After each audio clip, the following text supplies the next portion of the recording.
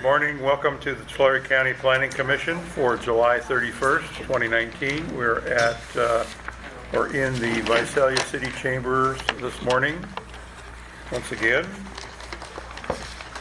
information concerning the following agenda items is available for the public consideration during normal business working hours at the Resource Management Agency Permit Center, 5961 South Mooney Boulevard, Visalia, California. The staff will assist in answering questions. For further information about the Planning Commission, see the last page. All public hearings are scheduled for certain times or as soon thereafter as the matter can be heard. All non-timed items will be considered following public hearings or when the time permits. Persons wishing to speak on any of the agenda items who have made a political contribution of more than $250 to any commissioner in the last 12 months must indicate this when speaking. May I have roll call, please? McElroy. Here. Millie. Here. Elliott. Here. Diaz. Here. Willett. Here. Pearson is absent. Aguilar. Here. Thank you. Would you all please rise for the Pledge of Allegiance? I pledge allegiance to the flag of the United States of America and to the republic for which it stands, one nation, under God, indivisible, with liberty and justice for all.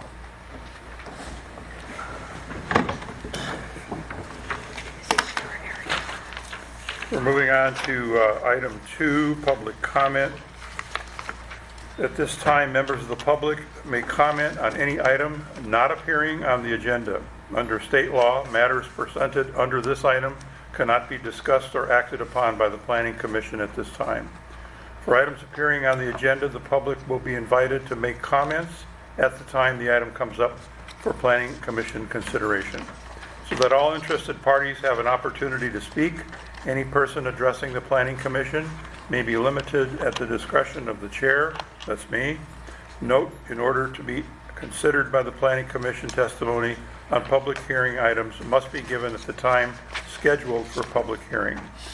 At all times, please use the microphone and state your name and address for the record. We're being recorded this morning, so please comply with that. At this time, I'll open the hearing to the public for any non-agenda item commentary. Is there anyone here that wants to make a comment about a non-agenda item? If not, I'll close testimony at this time to the public. As a courtesy, by the way, please turn off your electronic devices, i.e. cell phones, as a courtesy to others. Moving on to item 3. The approval of the minutes from our last meeting, July 17th, 2019. Do I have a motion to approve? A motion to approve. I'll second. Roll call. McElroy. Yes. Millie. Yes. Elliott. Yes. Diaz. Yes. Willett. Yes. Aguilar. Abstain. Motion is so moved. Thank you. Moving on to item 4, parcel map public hearings. Action on all parcel maps in this section of the agenda will be heard in one public hearing unless anyone wishes to discuss any one of these items or request that it be polled or request that it be polled for a separate public hearing. No staff presentations will be given at any time unless requested. In any case, there will be a separate vote on these items. I'll open this to the public this time. Does anyone want to poll anything in the parcel map hearing section? If not, I will close public testimony and comments at this time, and we'll move on to item 4A, tentative parcel map number PPM 19-011, Kenneth T. and Christine L. Amon, and I hope I pronounced that correctly, Neil Tonneson, Base Consulting Group, Incorporated. Categorical exemption and tentative parcel map number PPM 19-011 to divide 31.81 plus or minus gross acre parcel into 2 parcels. Parcel number 1, 3.09 plus or minus gross acres, and parcel number 2, 28.72 plus or minus gross acres in the AE exclusive agricultural 20-acre minimum zone.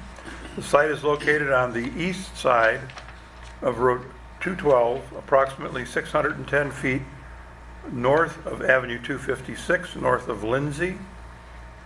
And I will ask my fellow commissioners if you have any comments at this time, and/or if you would like to make a motion, please do so. Not a, just a comment, a question. Sure. Out of curiosity. I'm looking on Exhibit B, which is, what page that is. Anyway, that's the map that shows the two parcels on here. And I'm just curious, unless it's not very accurate, it looks like the parcel line is kind of going off at an angle, and they're leaving a bunch of trees off the parcel. On the bottom, does that would be the south side? Yeah, it would be the south line of the parcel line.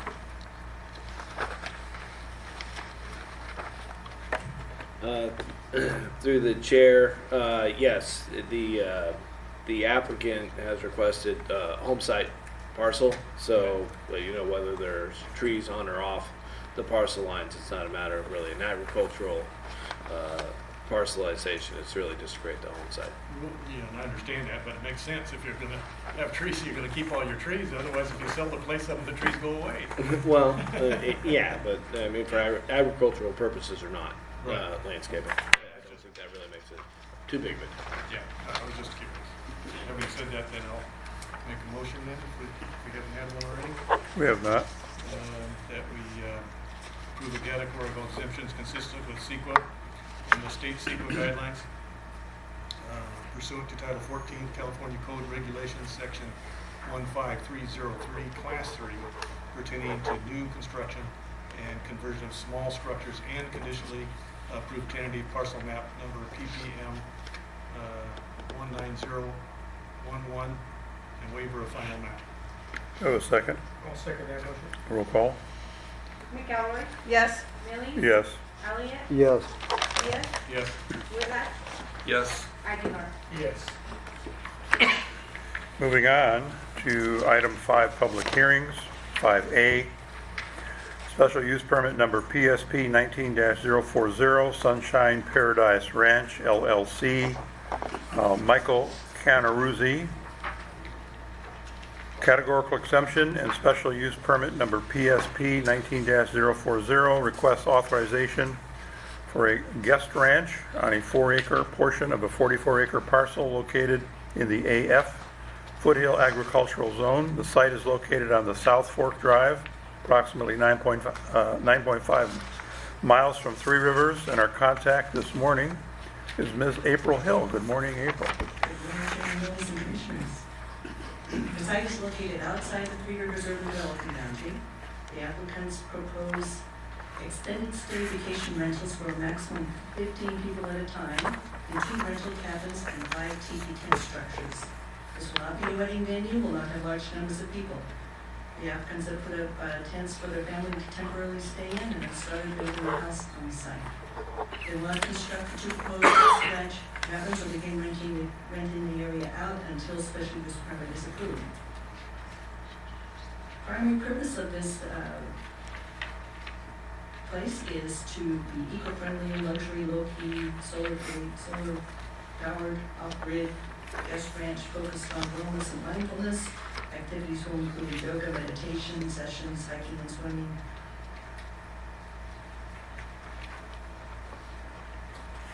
Properties on South Fork Drive, about 9.5 miles from State Route 198. The applicants estimate 6 weekly trips by guests or 1 daily trip. The ranch will offer group shuttles to limit the amount of vehicular traffic on South Fork Drive. South Fork Drive is county maintained. Some portions are narrow and not paved. The site is about 1.3 miles outside the Three Rivers Urban Development Boundary, is subject to the Foothill Growth Management Plan with the land use designation of Foothill Agriculture. A special use permit with conditions of approval would allow a guest ranch in the AF zone. Well, the development standards of the Foothill Growth Management Plan are included as conditions of approval. And the proposed project is consistent with relevant policies of Tulare County General Plan. Site and surroundings zoned AF Foothill Agriculture.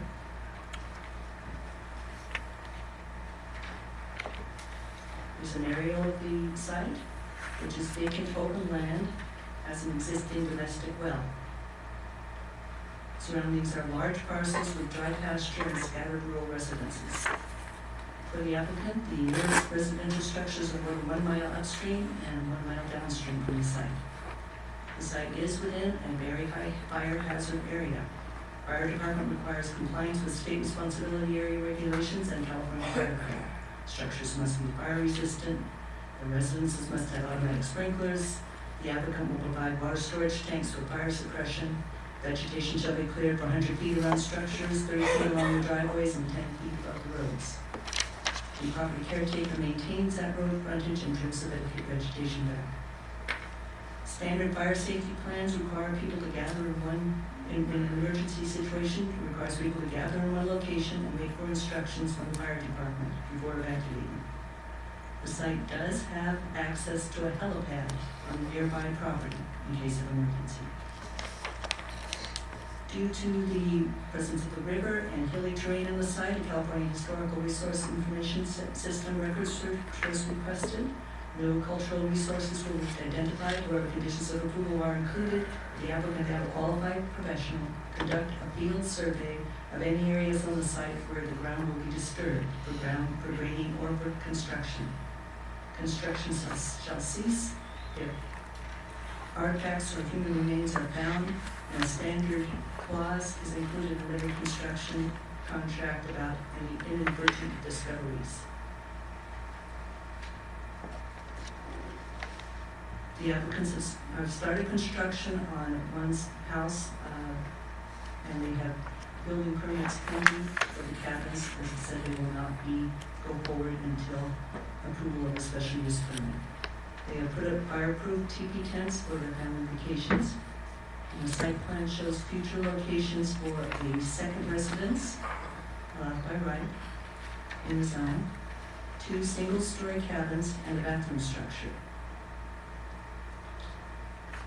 An existing graded driveway leads to those guest ranch structures. As stated earlier, a maximum 15 people at a time will be allowed to stay in the rentals. South Fork Cree River goes to the side. The applicant asks the planning commission consider an exception to the Federal Flood Building Standard number 26, which states that building improvements and septic tank leach line systems or other activities associated with construction shall not be permitted within 100 feet of running water courses. Findings for the approval would be that construction will be on posts and piers.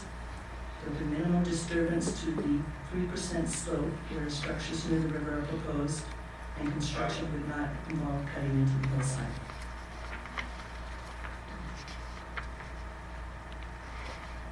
The environmental assessment officer has determined that the special use permit is categorically exempt, consistent with California Environmental Quality Act and the state CEQA guidelines. Pursuant to section 15061B3, the common sense rule, formerly the general rule. The basis for the exemption is that the sub-project does not have the potential of causing a significant effect on the environment and therefore is not subject to CEQA. Project will not result in significant impacts, will not require additional public services. Conditions of approval are included to reduce the impacts. A public notice for the project was mailed to surrounding property owners within 330 feet as required by law. The notice was also published in the Foothill Sun Gazette, which is the newspaper of general circulation closest to Three Rivers, and a newspaper that also publishes local events. Passed out this morning were copies of support comments and also statements of concern and an attorney's letter. The owners from only 3 of the parcels near the subject parcel came to Resource Management Agency last Wednesday. They expressed concerns about water and that they had observed teepees on the site. Other comments included concerns about fire danger, poor road conditions, out-of-town owners, noise and light pollution, cultural exploitation, and the public notification process. Also in the information passed out this morning is a memo responding to some of the concerns. We will, of course, be expanding on that. As stated earlier, the applicants propose extended stay vacation rentals for up to 15 people at a time in 2 rental cabins and 5 teepee tent structures. Not a bed wedding venue, will not have large numbers of people. They will not construct the 2 proposed guest ranch cabins or begin renting anything out until the use permit is approved. This is staff's report. Do you have any questions for me? Any questions for April? April, I have one. On page 7, you know, there's a number 7. There's the Planning Commission hereby authorizes an exception to the building standard and grants a reduced setback from the river. There's no rationale for that. Can you explain why that's in there? We do have some findings, but I'll be strengthening those during this. Well, through the chair, the rationale for this is, as April had expressed earlier, that the setbacks were meant to reduce the potential for water quality impacts. She did mention septic would be outside of that zone. And as a point of clarification, there is no septic that we're asking to be accepted from within that 100 feet. So all that we're asking for as far as a building setback is for the post and pier construction, where the teepees would be on top of. So the water quality issue is also taken care of because of the post and pier construction. You're not going to have the soil erosion potential if you cut it to the hillside. So that's the rationale. They're kind of tied together. But as stated, the findings could always be bolstered. So that's a low risk flood zone area? Well, as far as It's it's X zone, so it's the lowest risk flood zone. Any other questions, comments? Are those 3 structures that are proposed to be within the, 100 feet of the waterway uphill of that? Or is it how's the slope in that area? slight grade up from the river, 3% slope. More details available from the agent and probably But just as a point of clarification, you did say 3% slope, correct? 3%. All right, this is a public hearing. At this time, I will open the hearing to the public for comment on this application. Are there any members of the public who would like to come up and speak on this, for or against? How many are for? Is the applicant here? Would you like to come up and speak? All right. Please state your name and address. My name is Michael Canarosi. I reside at 42265 North Fork Drive in Three Rivers. And as far as some of the letters that come in, I'm the one that's been referred to as that post office box person. That's me. I actually own a resident. Been a long-term resident here and really share the concerns of my neighbors as far as fire, water quality. I would like to address the one question we had here concerning the setback. The septic system as proposed sits well over 300 feet away from the stream bed. And it was just on the structures themselves that were trying to get a little closer to the river with post and pier construction, won't be disturbing hillsides. As stated before, this whole project, when built out, will only have the 2 small cabins. They are roughly 400 square feet each, single bedroom cabins, and the fully built out will have the 5 teepee tent structures and a common bathroom to serve those structures themselves. Florida County has already looked at environmental health, has looked at our proposed septic system and the bathroom, and has approved all that. Of course, nobody's moving forward until we end up with a special use permit or not for this project. A little bit about my background. I was a firefighter in Tulare County and throughout most of California for about my first 15 years in Three Rivers. So I'm well aware of the concerns of fire. I live in a high fire danger area myself, and I would just want everybody to know that there will be absolutely no outdoor fires, outdoor flame involved in this TP tent area or the cabin area themselves during what we normally consider the fire season as determined by CAL FIRE. Usually it corresponds with the fuel reduction burning that we do in Three Rivers. So every visitor that's met by our caretaker, Mr. Sprague, will get a stern fire lecture. Any open flame, any violation of our policy will need an immediate expulsion of any guest that's there. It just will not be tolerated.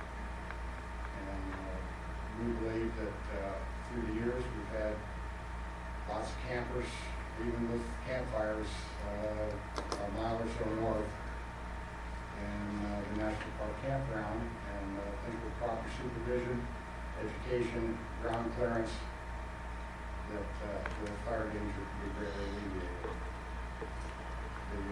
The road has been expressed as another concern. We are located about a half mile past the paved section of South Fork Drive. And we have noticed that it's kind of a funny thing, the smoother and the better shape the road is, the more dangerous it becomes. When you get up toward where we are, people get pretty slow or they get bounced around pretty well. The road is rough, rocky and not maintained, but it's plain wide. It's a lot of places it's the full 16 feet that it is down at the lower end of South Fork Drive, where it's fully maintained. But the speed is, people are creeping along there maybe 5 miles per hour. So we don't see that as being a real problem. Because we're only having 15-person maximum, and the owner is trying to gear his clientele toward a corporate retreat and trying to get the groups to come at once and offering actually financial incentives to rent the whole place at one time, that will consolidate the amount of traffic that will add on. So 10 to 15 people can easily fit inside a standard van that has no large wheelbase and standard pickup. And if we think because of this that we won't put any more traffic on that road, then any of the numerous vacation rentals that are existing right now scattered up and down South Fork Drive. So we're doing our best to be good neighbors. And as I said, I've been in Three Rivers since 1977, and I got to face these people every time I go to the post office. So we're trying to accommodate. Couple questions. Yeah. What type of fire suppression equipment are you going to have on site? Well, we work with Tulare County. We're going to have fire tanks as necessary. All the permanent structures, the ones that will all have fire sprinklers inside. We're going to start by pumping our water. Will be pumped. The property has quite an elevation gap, so we're going to store up to 18,000 gallons of water at the height of the property, and then we can gravity feed down throughout the property. And we're working with Tulare County Fire and having water tanks as necessary, their recommendations. So we're going to have quite a bit of pressure and quite a bit of stored water. Another thing we're doing to, I think, help increase fire danger is that we are off the power grid up there. And right now, I'm really excited to say that Tesla Corporation is putting the final touches on our solar plant, and it'll all be powered with field arrays, and all the power conditioning and distribution equipment will be provided by Tesla Corporation. And all that power will be underground.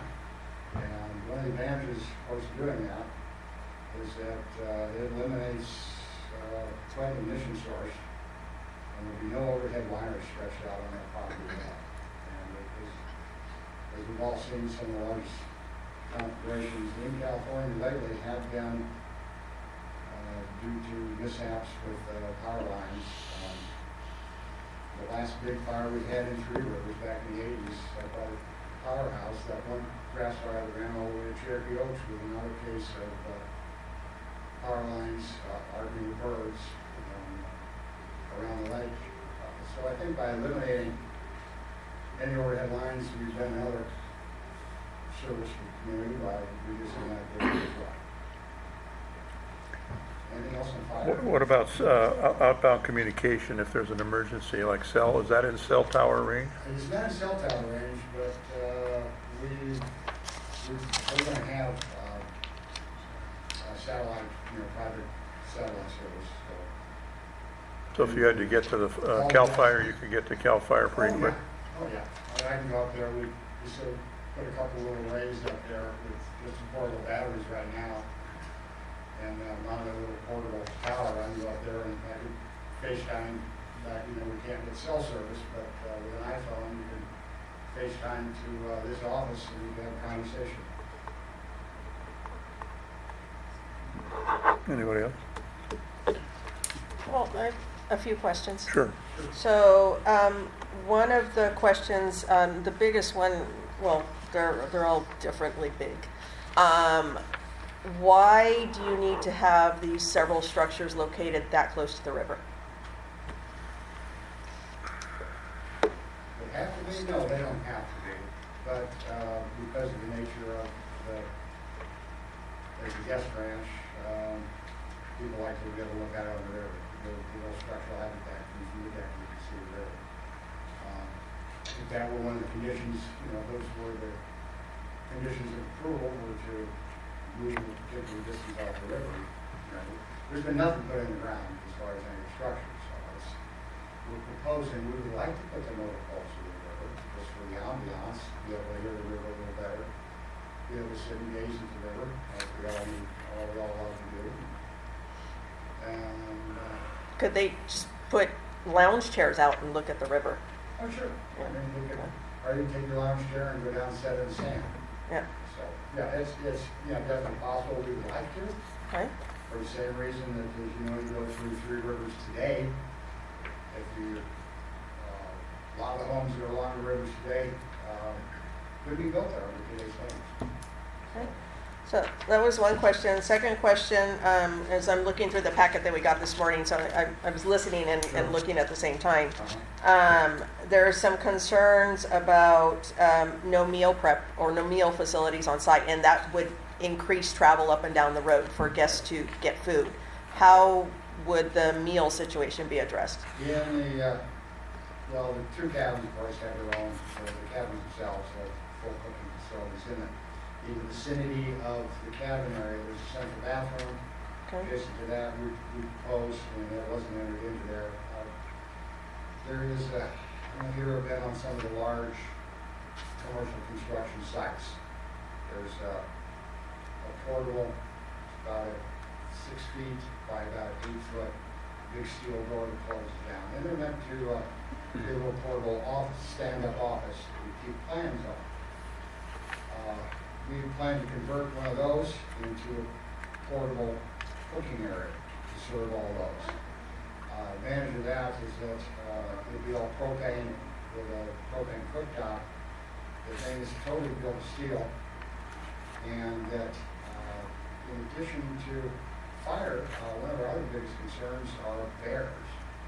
So this thing made of steel has a door that closes and locks down. It's all 1/4-inch plate steel. So that every night, this thing gets shut down completely. Actually, a bigger problem with bears in some of these areas are rats and mice, and it snaps down and locks down on top of everything.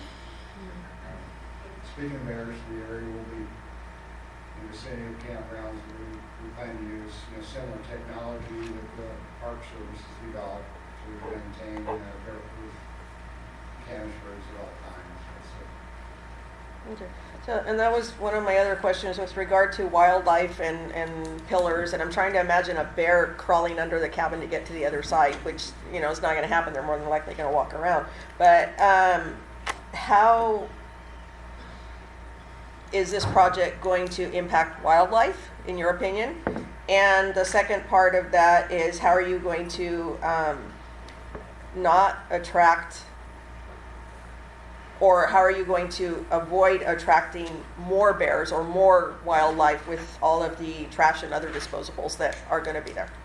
And I'm sure this, you know, because it's a growth-proof can doesn't mean that the bears aren't going to be able to smell from the cans. We understand that. And no more so than, you know, any other structure on South Fork Drive, no more or worse than Ladybug Campground just above us. We do our best to keep the conditions away from by not letting them be rewarded with food. The other thing is that the guests will be given strict instructions that they are not to eat inside the tents. The only way it's going to happen is when you bring food inside a tent.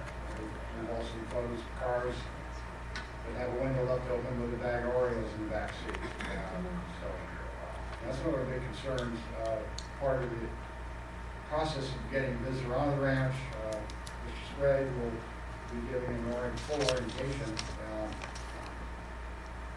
Probably more so than you get in the park, where you just drive in and fill in your campsite and open up. We'll be met with a representative, caretaker lives on site full time. Every guest will be met with instructions. And part of Paul's job is to make sure that those instructions are carried out.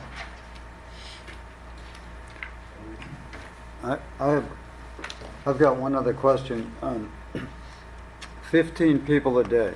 I mean, this sounds good compared to most developments that are planned out in an area like that, and it sounds compatible, but how does that pencil out for the owner to have 15 people a day, and then is there an assurance to the county under this permit that it's only going to be capped at 15? How do we place a condition for the monitoring of that, I guess? I don't know his books. I do know that the clientele that he's trying to serve, or he's trying to market this thing as a, you know, fairly high-end, exclusivity type place where people will pay a lot of money to do it. How do we know, how does the county know that there's not 16 people there? Well, yeah, for instance. I don't know.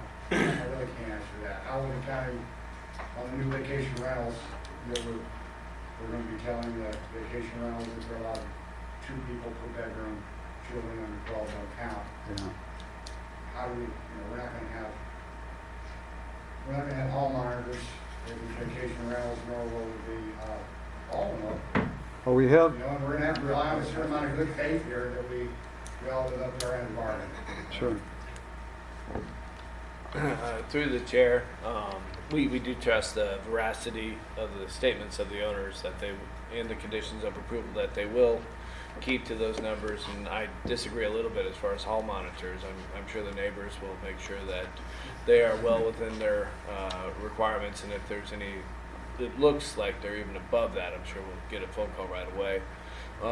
But as we could add reporting requirements, as we've done with other SMARA projects. I'd hate to say that. How many teepees? Just out of clear, one more. Five teepees, even close to a SMARA project or anything else like that. But I mean, we could have a self-reporting log. Are you that- using a reservation system of any kind, like the hotels and motels do? A reservation? I can't answer all the Would- work. Have you looked into that? No, I'm not sure how he's going to. If so, we could make that. Who is he? prerequisite. Who is he? Kenneth Millard, and he's the owner. I am the general contractor and his agent for. So that's a question for him, huh? Correct. Well, and you wanted some assurances. We can definitely do a quarterly reporting program, as we've done with other projects to make sure that they're consistently booking 15 persons. And in almost every other situation, we've never had a problem, whether it be SMARA or something that has some kind of throughput material-wise. I mean, we could do the same thing with No, people. I just got to think, I know we're going to, they'll have to be reporting to a transient occupancy tax, which will apply to that area as well, so that should be a way to, Well, if he does a reservation system of some sort, then there's a way to capture that okay. electronically. We can make that You make it a requirement, make a requirement. yeah. That's another reason, we're all at this point. Then the county can audit the books or whatever, Okay, yeah. and you make note of that, please. Well, the timing's kind of interesting on this too, because we now are reviewing draft language on a short-term rental ordinance for the area. So I'm wondering if, obviously, if that short-term rental ordinance goes into effect, would that include a property out here that's actually beyond the urban boundaries of Three Rivers? Would that be for the whole area, the whole county? What is And, it? to the chair, that is intended for the whole county. For the whole It's county, not just for okay. Three Rivers. That would be countywide ordinance. Are there any other questions for Mr. Canarosi? If not, thank you very much. Okay. Are there any other members of the public that would like to come up and speak, either for or against this project? How many are for? Opposed? All right, so we'll limit this, no repetition in comments. Who would like to come up first? The young lady back here, by the door.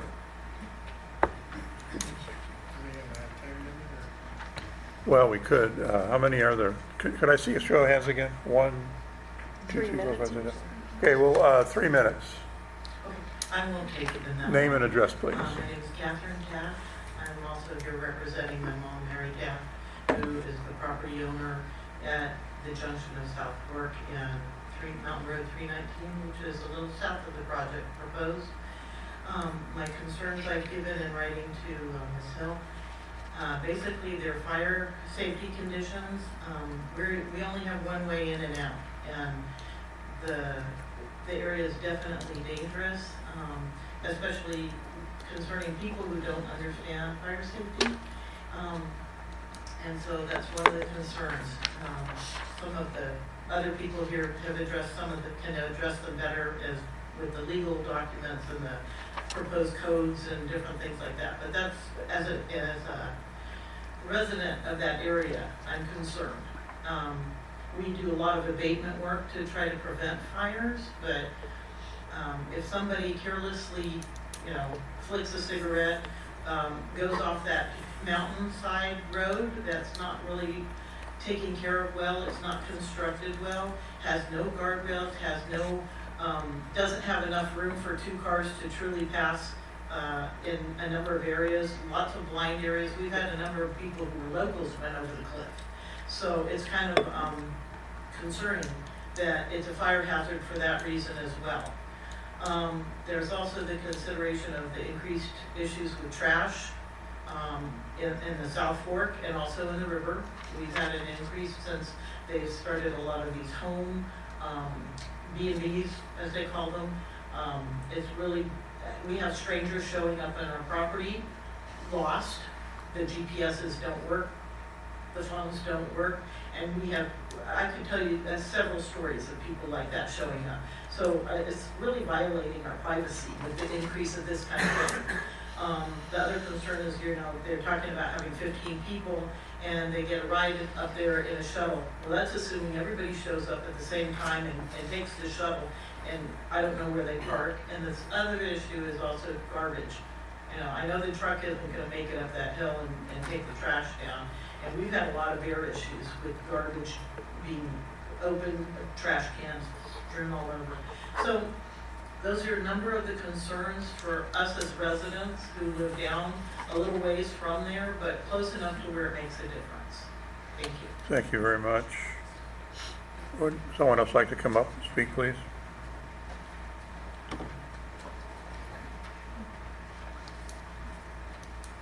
Please state your name and address. My name is Dennis Villavicencio. I'm an attorney and represent Kathleen Sullivan in this matter. My business address is 45001 Sierra Drive, Three Rivers, California, 93271.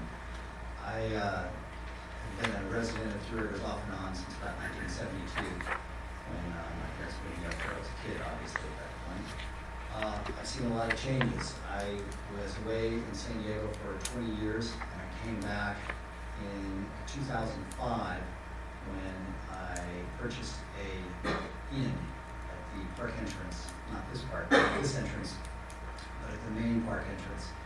Subsequent to that, I purchased another property across the street, which was a lodge, and I ended up for about 13 years operating the inn and the lodge and combined them into a joint property. Had about 20 employees. It gives me a unique insight into the issues that they're going to be facing with their guests and in this type of an operation. I also have to make a disclosure. For the last 12 years, I've been a Tulare County paid call firefighter, so I'm a county employee. I'm not here in that capacity, but I've been on over 1,000 incidents, so I have a tremendous amount of experience with fire, dealing with guests, river rescue, all of those issues.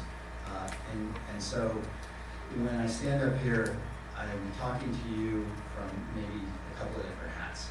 And some of the issues which my client and we have seen in the community that are very concerning with respect to this project are first the traffic. With all due respect, the shuttle idea, while it might be a great idea for somebody who's from New York City and lives in the city, in Three Rivers, it's not going to work. It just absolutely is a dream. Guests do not all arrive at the same time with all of their gear and everything, and are willing to step out of their vehicles, leave their vehicles at some unknown location, Three Rivers, there's no place to park publicly, and get into a shuttle and go 9.5 miles up where they have no way to get away, or move, or do anything. Generally, when guests come, they want to see Sequoia National Park, they want to go to the giant forest, they want to do different things, they want to go out to eat. And while I understand that the concept here is as a retreat, we did some of the same things. You know, we're Americans. We need our cars. It's just the nature of, especially in Three Rivers, where there is no public transportation. You can't rely on a caretaker to drive a shuttle up and down to your car or wherever you want to go, especially if that caretaker is presumably also involved with food preparation for this upscale glamping resort. The business model for this, in my opinion, is not well thought out. You're not going to have one employee managing this whole operation, driving shuttles, cooking, cleaning, taking care of everything in that neighborhood. Sorry about that. That's okay. So you're going to have folks driving to and from this location. They're going to be driving for food. They're going to be driving to see other things. It's just the nature of an operation like that. The shuttle cannot even go into the park as a commercial entity because you have to have a permit. With respect to the traffic, it's going to probably double the amount of traffic on the upper South Fork Canyon. The demand for public services, anytime you have an issue like this, or you have a resort or a community or a hotel or lodging, you're going to increase the demand on public services. It's by its very nature. So could you summarize? We've gone a little bit beyond 3 minutes. My apologies. No, that's I fine. could also talk about fire danger real quick. The fire danger here is going to be very difficult because it's going to take Tulare County, CAL FIRE, or the Park Service at least 30 minutes or more to get to this site.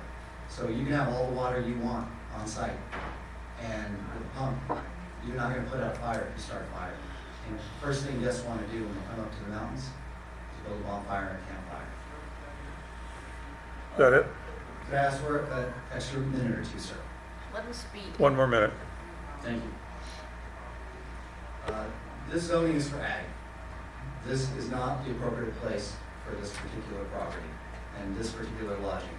The other thing that the commissioners need to dial in on is this is not the only project before the planning department. There's another project called Redwood Ranch. And you're required under CEQA to look at the cumulative effects of both of these special use permit applications. Redwood Ranch is considering bringing as many as 300 guests at a time.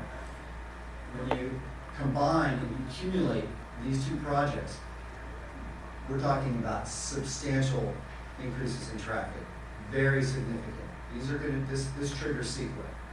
You're talking about the increase in demand for public services, traffic, the fire danger, the pressures on wildlife, the accidents, all of these things. If you read the submission that I provided to the commissioners this morning, I was just retaining this on Monday, I apologize for the late notice, but I drafted a 6-page letter and submitted that to Ms. Hill yesterday. It talks about some of these issues as well. I think that this needs to go back. It either needs to be denied or it needs to go back to the planning department to refine what exactly they're going to do and how they're going to do this, and without having the significant impacts that we're talking about. Thank you very much. Thank you. I have a question. Sure. What is the difference between this project and the Seligman's project? I mean, that's a horrible drive into their guest. I mean, you're lucky to get one car across the river. So why is their project should exist and then this project shouldn't exist? You're talking about the Sullivan project that they have a guest rental, Yes. right? It's not for 15 people though. It's for one family or. But the access is horrible. I agree. Any access up Upper South Fork is very difficult. Right. And certainly that's a residence. When you look at some of the homes and Three Rivers, and I've seen hundreds of them going over the years on calls, it's crazy. We can't even get a fire truck into a lot of them. You can't get up. I own the properties, the Buckeye Tree Lodge and Sequoia Village Inn.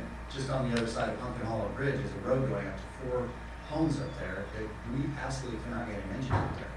It's impossible. If there's a fire or there's an issue. There are many homes like that and many things.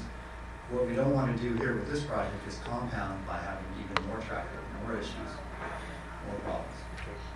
Thank you very much. Who else would like to come up and speak in opposition? Yes, please. Yes, sir. Mhm. Mhm. Yeah. Please state your name and address. My name is George Loeb, and I live at 45793 Cinnamon Canyon Road, Three Rivers, California, which is right off South Fork Drive. I'm not going to go over what everybody's already said, but basically, for the major issue is it's outside the urban development boundaries that have been set by the county. Now, you're asking for a special use permit, and the previous person brought up the point that I want to make most important, and that is, as part of the CEQA law, it says, unlike statutory exemptions, categorical exemptions are not absolute. So even though you meet all the requirements for a categorical exemption, that doesn't necessarily mean it should be approved. And again, the cumulative impact, we're talking about, this is one project, then the Redwood Ranch is another, and then what's next? So overall, this area, by just the sensitive nature of it, you're just going to compound all the problems. The other thing that I think that I want to make, and I like to submit what I've written, but the problem, the risk of the fire all these types being externalized to all the residents of South Fork Canyon, as well as the potential for it to also enter the boundaries of Sequoia National Park and threaten Garfield Grove, and could easily spread over Blue Ridge to the upper Springville area. And this is a critical difference between mountain areas and areas in Nevada that you're probably a lot more familiar with by not living up there. That's basically what I'd like to say. Thank you. Would someone else like to come up and speak? Yes, ma'am. Yes, please. Please state your name and address.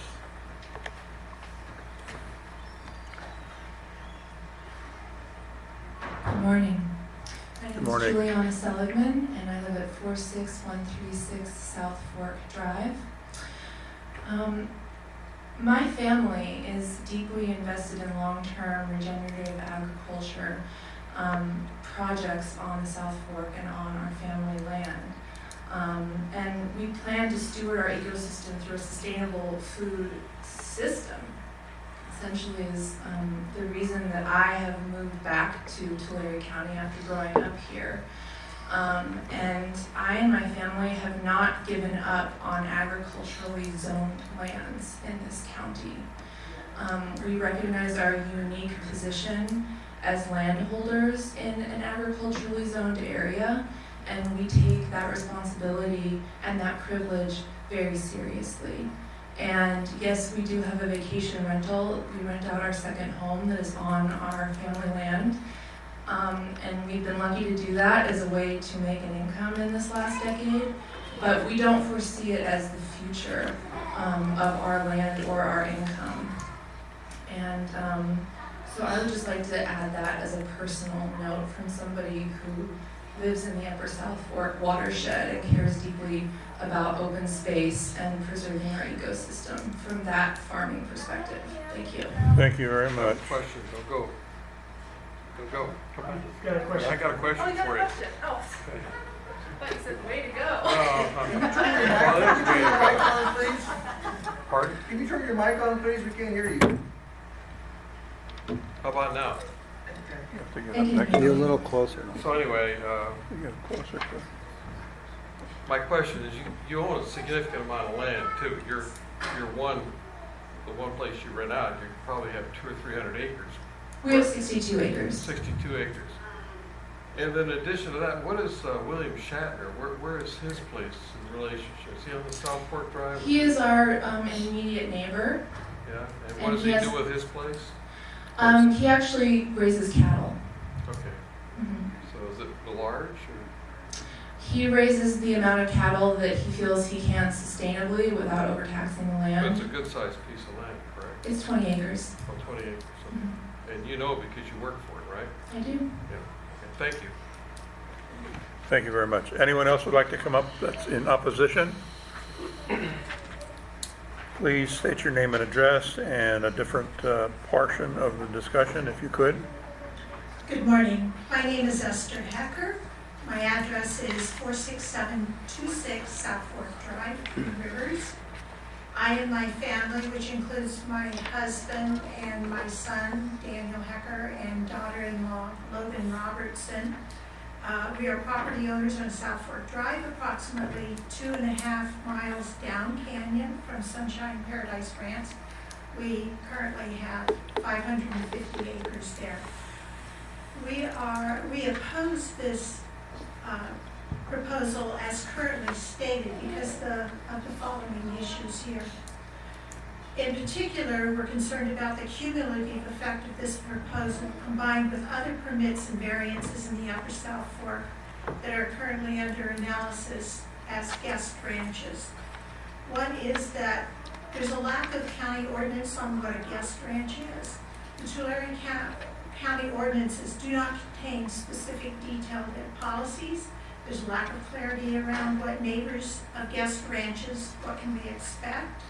It creates a climate of uncertainty, mistrust, and we'd all benefit if there was better guidelines on this.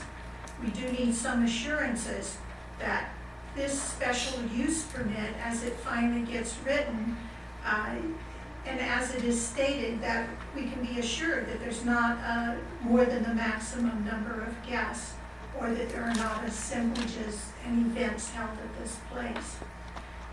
Earlier it was stated that one of our big concerns has to do with fire.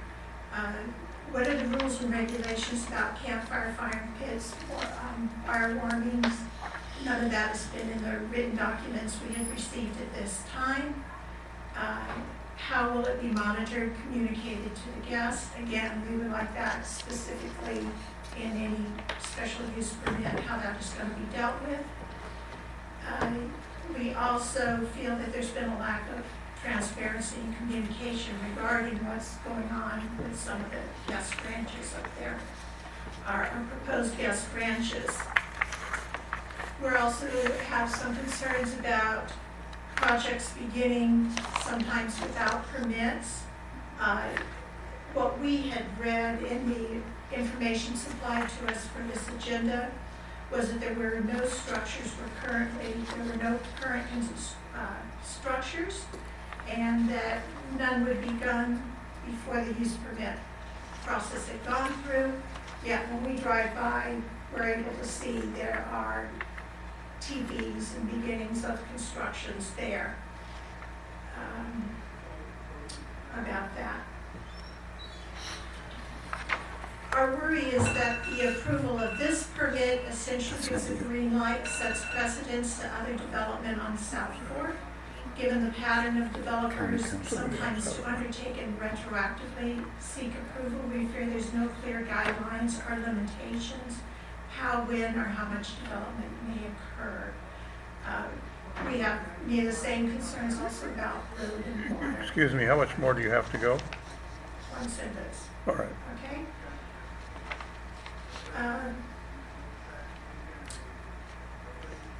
We're concerned that within a matter of months, Upper South Fork may go from having no guest ranches to having 2. We thank you for your attention to this, and we hope that we're able to achieve a solution that will better adhere to county ordinances, procedures, appropriate use, and support of our county infrastructure and quality of life. Thank you very much. Are there any other members of the public that have comments other than what's been spoken so far? Please state your name and address.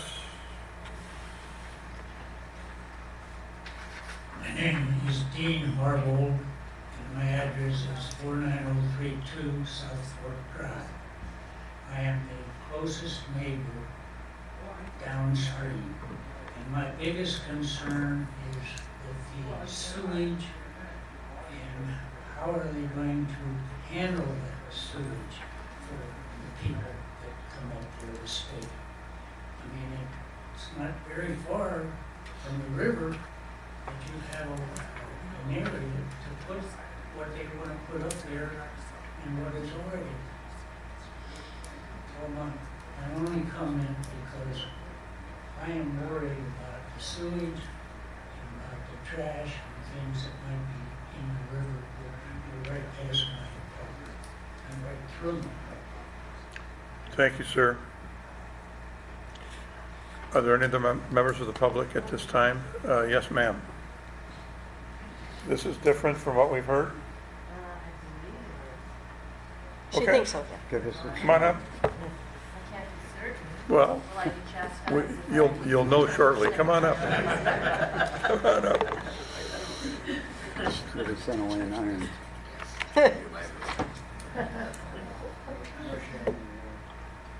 Please state your name and address. My name is Kathleen Seligman. I live in Three Rivers at 46136 South Fork Drive. I first want to preface this with that I was a member, excuse me, of the committee that worked with county planners to create the Three Rivers Community Plan. And we were all in agreement at that time that development boundaries in the canyons of the foothills, of the canyons and Three Rivers should have development boundaries to be, so that it would be protected from these kinds of special use permits, and especially because it is a commercial development. I want to read, first of all, I just want to say that I love Three Rivers. I love all of the things that it offers in terms of its natural resources.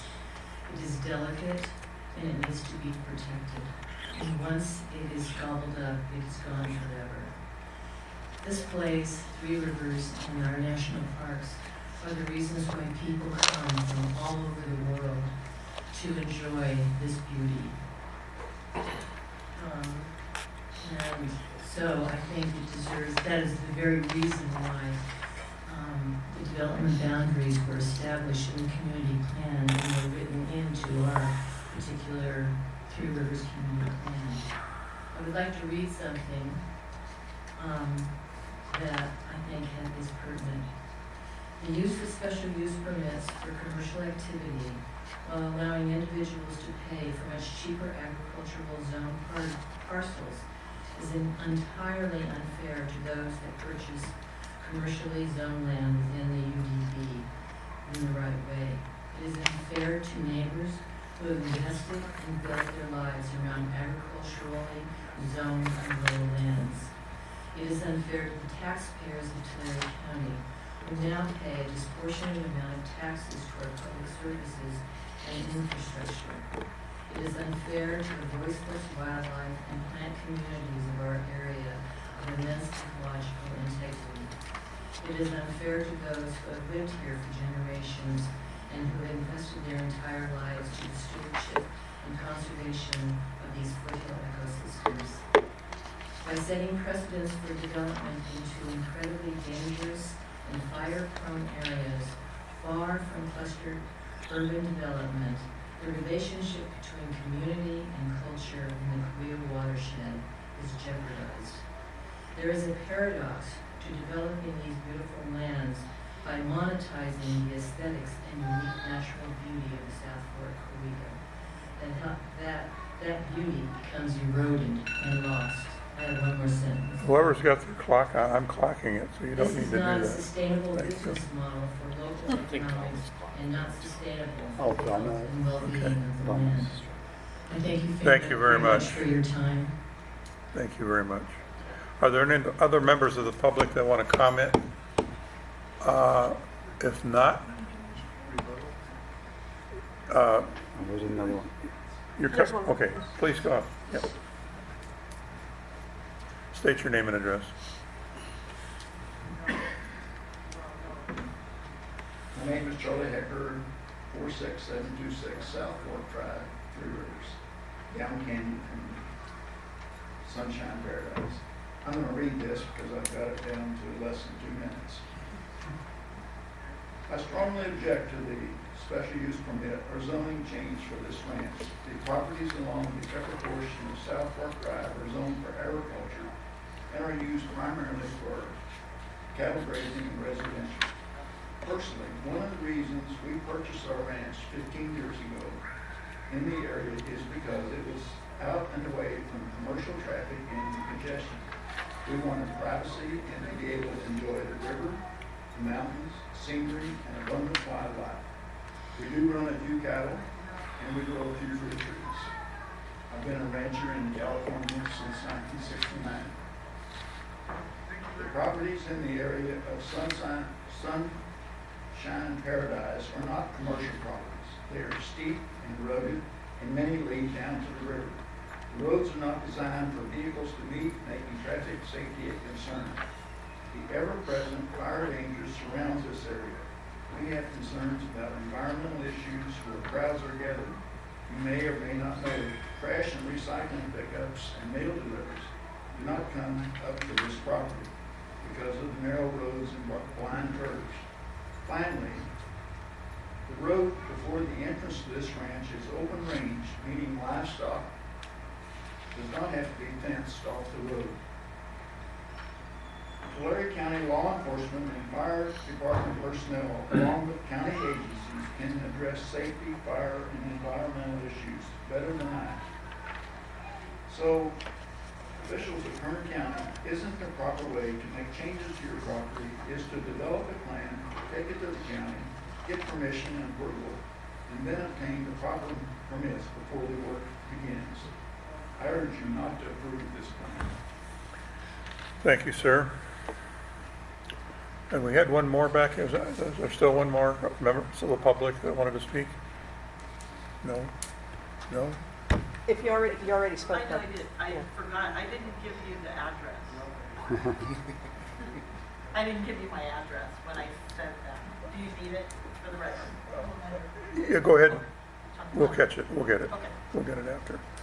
Would the applicant like to come back up and make any comments before we close? Yeah, if you don't mind, I'll be as brief as I can. I'd like to address just a- We'll give you a little more latitude. Microphone. All right. I'd just like to address a few of my neighbors and some of the concerns. Dean, septic system in particular, I know I know you've been there for a long time. And it is fully well over 300 feet away from the river. We've submitted it to the best minds in Tulare County, and they've gone through it. But, Through the chair, if you could address the chair. Oh, Here, in the middle. Oh, okay, 310, 350 feet away from the river. It's been submitted through Tulare County Building Department, with, extensive soil testing done in advance, so we're pretty secure and county secure that the septic system will handle without competing on the river. So get that out of the way. As far as valuable ag land, that area up there, those of you that know cattle know that kind of relatively steep, arid, brushy, very little grass. Only 200 acres per head.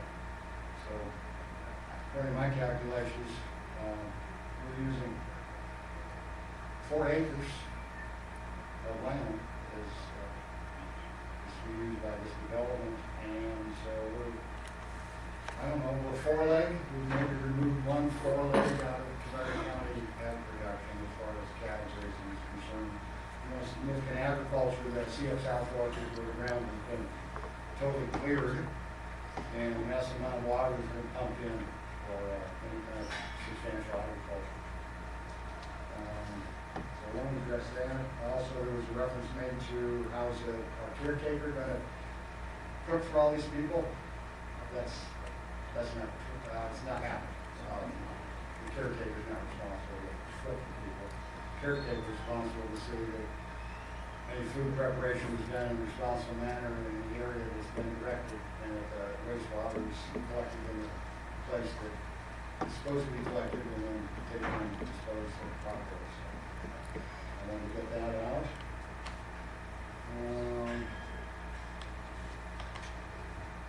As far as the construction activity that's going on up there currently, we do have a permitted project underway. The caretaker home has started construction, permitted through Tulare County. This particular structure is called, just for general interest, called a Terradome, concrete and steel. For the most part, underground, except for a south-facing glass wall, which you'll be able to see. So that,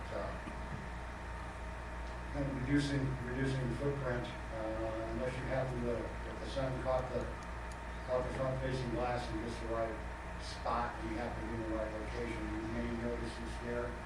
Otherwise, you could fly right over the top of it, and all you see is bird shelter home. So you may notice the solar panels that are supporting it.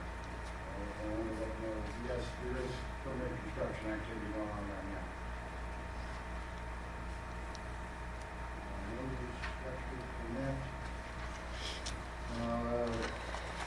Guest ranch, I know has been reference made, and we're trying to group this project into future projects or maybe projects on down the road, but I think this, for all purposes, the permitting here, this is a standalone project, and it should be treated as such. I think I've got all the. That's all the notes. Question? Yes, Mr. Chairman, could you address the trash, handling the trash and Sure. please? We're in initial collection will be 2 types of park-like swivel top barrel-proof containers. This guy's duty is going to be to collect those when they're full, and put them to another steel, a little larger steel container that will be on site, and from there they'll be taken off down to the valley. And, By whom? private. Excuse me. He's allowed to speak. The public is not allowed at this time. Just So they'll hold be on. hauled off by a ranch personnel down to either Tulare. We can't negotiate. We're trying to negotiate with some South Fork people that I'm really looking at to mention who they are right now because I don't want them hounded. We're trying to find a place to put a container, regular trash container that's down within the service area, and if that's not possible, then it's our responsibility to get it to a proper site, authorized by Tulare County. We have 2 spots. One will have to be recyclables will go to one place, and the actual left garbage things will go to the other side of the vehicle, or going out in the A couple quick ones again. I want to refresh my, my memory on what you'd said earlier, and then I've heard opposition folks. Are people coming back and forth transiting that road during the week, or they come in once and stay there and go back out? That's what we're trying to promote. They come once and they stay. Where do they park when they're down below? We're hoping they'll pick them up. A lot of people will be flying in. We'll be picking them up from the airports.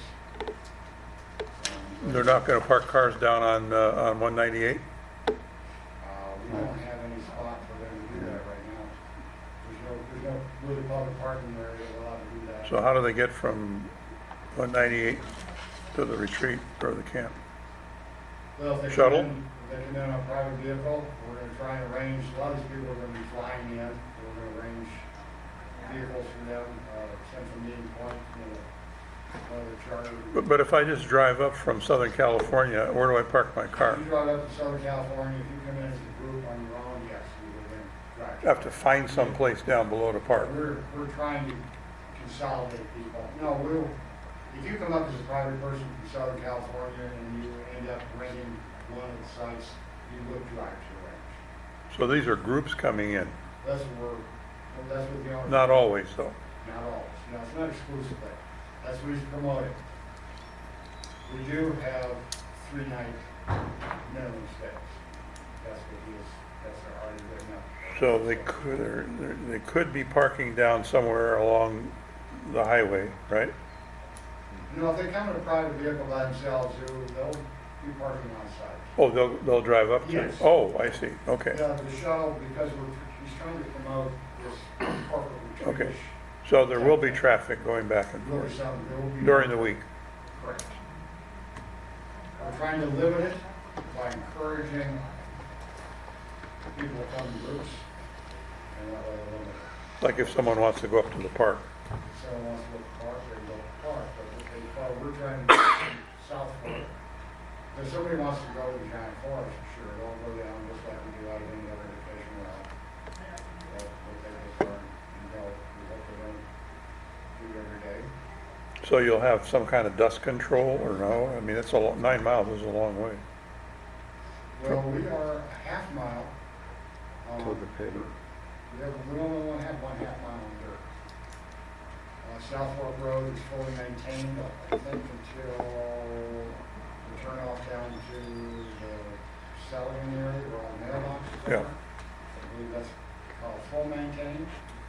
From there, the next 4 to 5 miles is, for the terminology, but it's paved.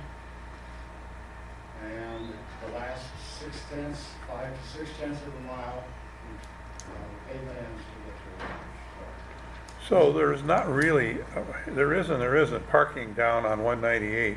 If you're coming as a group, you're coming from an airport or something, I guess, but you're being picked up by a shuttle, is that right? Picked up by a shuttle and airport. All right, so those people don't have vehicles to go back and forth. So once they're up there, they have to stay unless the shuttle takes them back out to go someplace. Correct.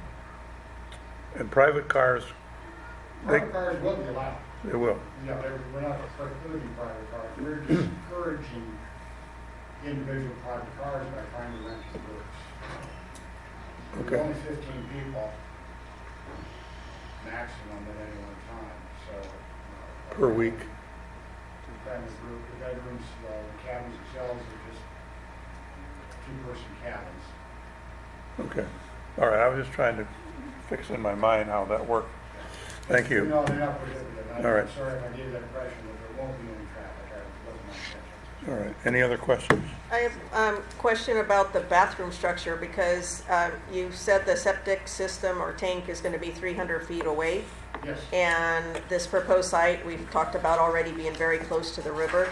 Are you pumping it from the structure to the tank? Huh? And if the pump breaks? The pumps are designed, the tanks are designed through cooperation with Tulare County so that they will hold a minimum of 24 hours of projected use. So then it would be a tanker coming to clean it every day? Oh, no, we just pump up the leach field. This tank, the way these work, and we've got them scattered all through the rivers. And part of some of our neighbors here have that same system. When you have an area like Three Rivers, and people like to have their homes close to the river, problem with that is that everything runs downhill. So what you do is outside your home, you have a large storage tank. And effluent goes in the tank, and reaches a certain level, pump comes on, pumps it up to the leach field.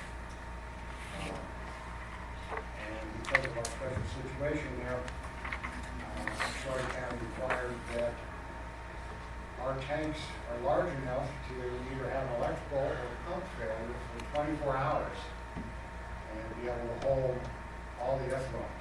So which gives us then 24 hours to change out the pump or get a septic pumper up there or something like that. So, because of the delicate nature of that bathroom, the pumps are really not a large investment, and so we will have replacement pump will always be on site for something like that. And if you're taking up more than hours, so we change out the pumps, so you make all that what a nasty job is that, because the pumps are at the bottom of the tank, but the pumps are designed and positioned such and the land is changed, will protrude out, and so it's typically when you have to replace these pumps, and I've been involved in that throughout Three Rivers before, these tanks have debris in them. Any other questions, Marie? No. No question. Yeah. I know there was a concern about that last half mile, I guess, of travel. The Tulare County Fire Department is requiring a special driveway. That's being addressed as well. Oh, our driveway is in better shape than the drive.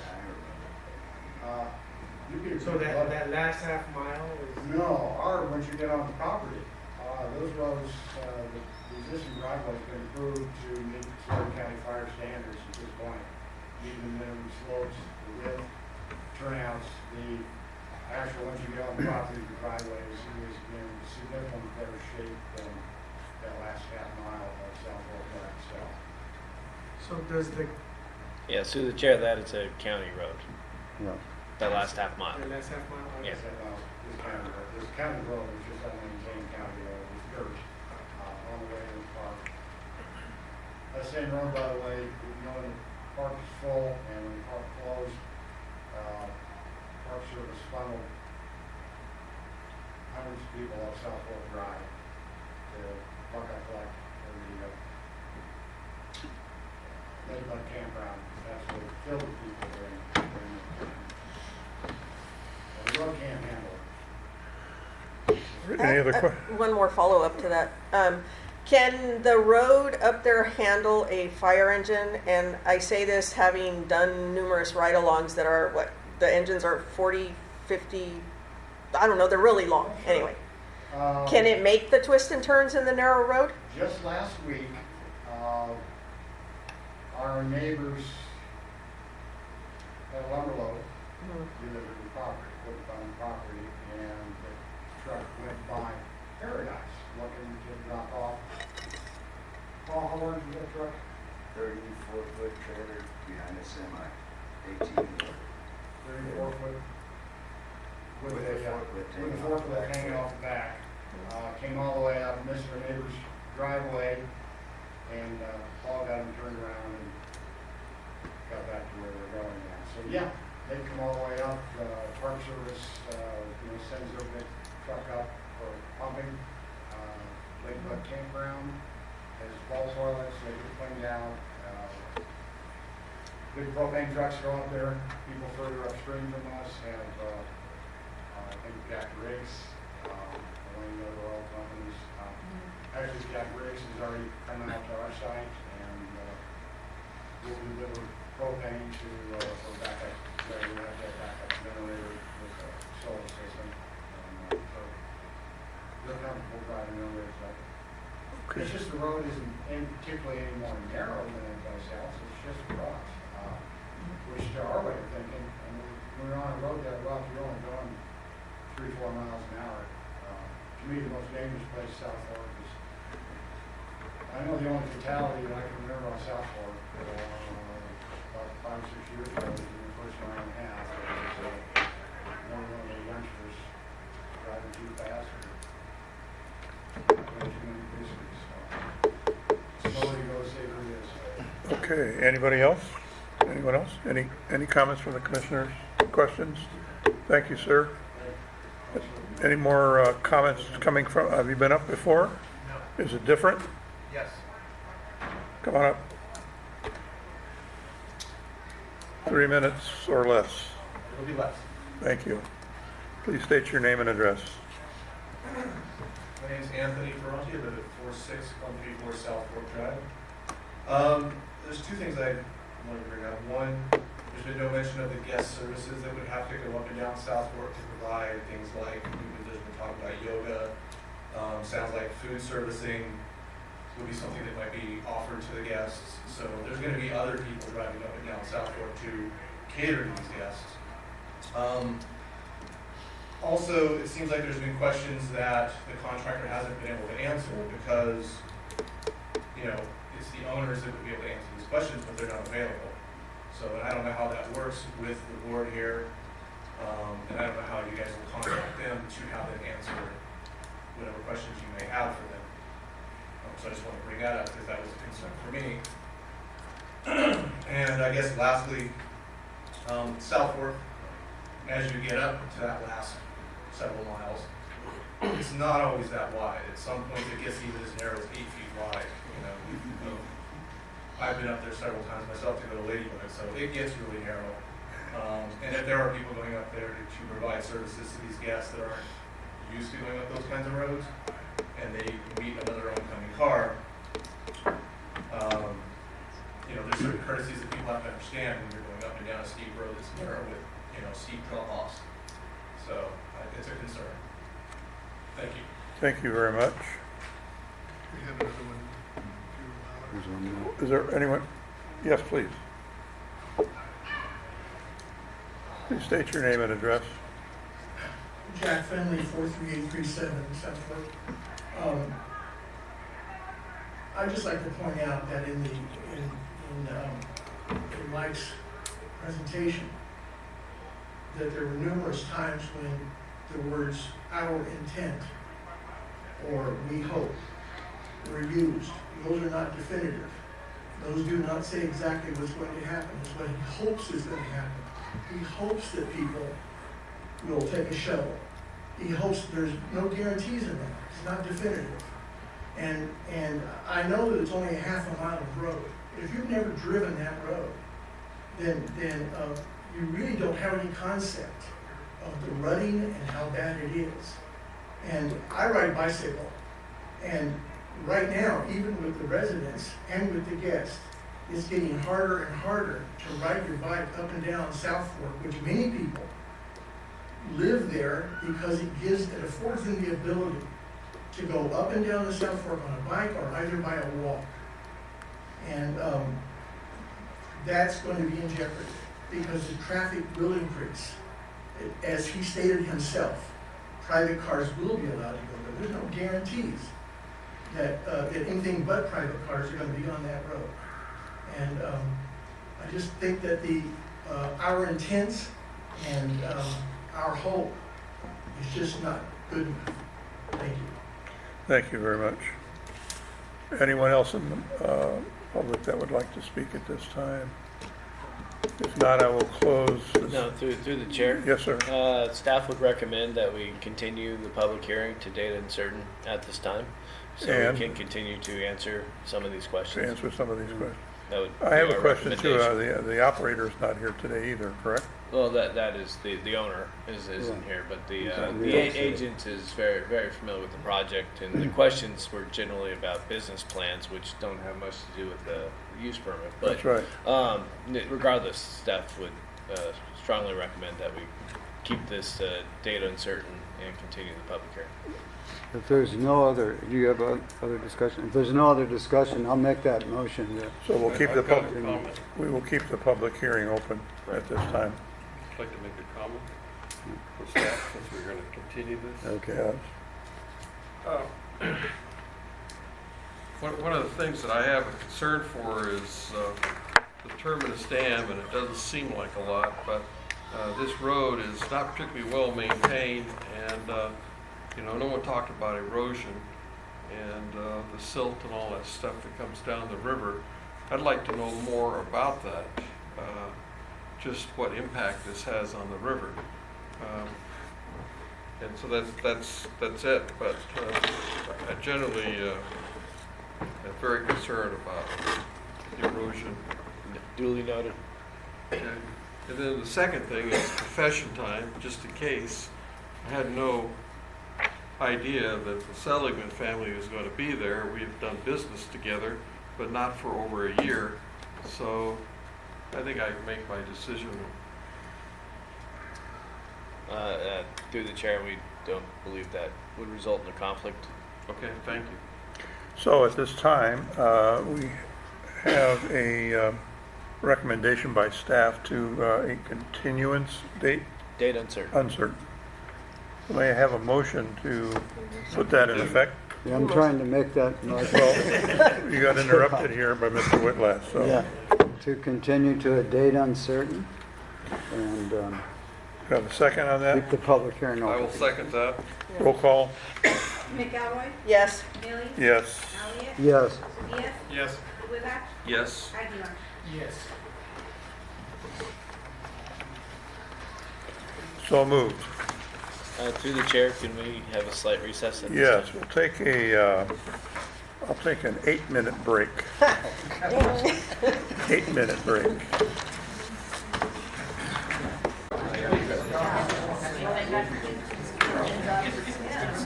Planning Commission is now back in session. That looks like you. It does? Yeah. Me? Yeah. You kidding me? I said that looks like him, but here. Tulare County Planning Commission is now back in session for July 31st. We're working on item, Through the We're Five. missing Mr. Whitlock. I know, we'll get him. We're working on item 5B, and Mr. Whitlatch, where are you? Well, he may recuse himself, too. No, he went to the restroom. Which one is The, after 5A. Well, they can come in. 5B. or rural home occupation. Is, can you see him out there? Good. No, I don't. I'll run up there. He probably went to his All office. right. That's a couple blocks. I don't want to close it and reopen it. Does he get 2 demerits or something? I have to put a sobriety check Well, he knows. and require that. He knows this, construction company guy. April, So maybe can you close Fistola. the- Huh? That Fistola guy? Fistola. Fistola. Fistola.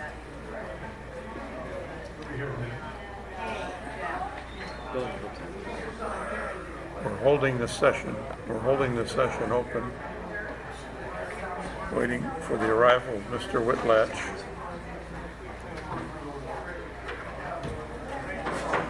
There you go. We're in session, sir. Old guys take longer. Guess what? I've seen that t-shirt. I'm the only old guy here. Guess whose birthday was yesterday? I don't know. It's very funny. So we are on item 5A. 5B? C, did I say 5B. A? I'm sorry, 5B. Yeah. I did say 5B earlier. I was distracted. Special use permit number PSP 19-042. Marshall Kipp, Mike Fistolero Construction Incorporated. Categorical exemption and special use permit number PSP 19-042 to authorize a rural home operation, freight logistics company, and music video production studio on a 3,000 square foot, portion of a 5-acre parcel in the AE exclusive agricultural zone. The site is located on the south side of Avenue 322, approximately 1,850 feet west of State Route 245 near Wood Lake. And our contact again this morning is Ms. April Hill. Thank you, Commissioner Lewis and Commissioners. Here we go. Chairman Lewis and Commissioners. The project was not due to a code violation. There are no assemblages of people or event venues proposed. It was triggered by an application for electrical building permits for two 200-amp electrical meter panels.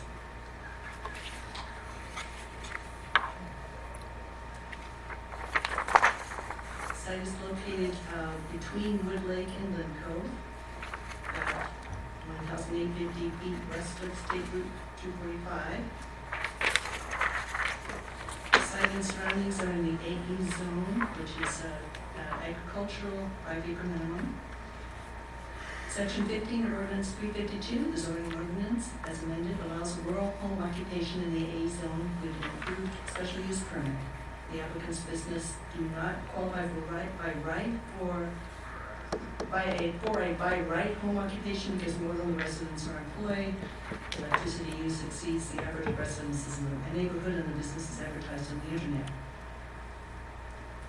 The site is not within an urban boundary, is subject to the Rural Valley Lands Plan, which designates the area for valley agriculture. The site contains an owner-occupied residence, a shop building used as a studio, domestic well, septic system, irrigation well, propane tank. Will not have a significant effect on the environment as can be determined to be categorically exempt, consistent with the California Environmental Quality Act and the state CEQA guidelines pursuant to section 15061B3, the common sense rule, section 15301, existing facilities, and section 15303, new construction and conversion of existing structures. The residence was built in 2006 and the shop building in about 2007. No additional structures are proposed.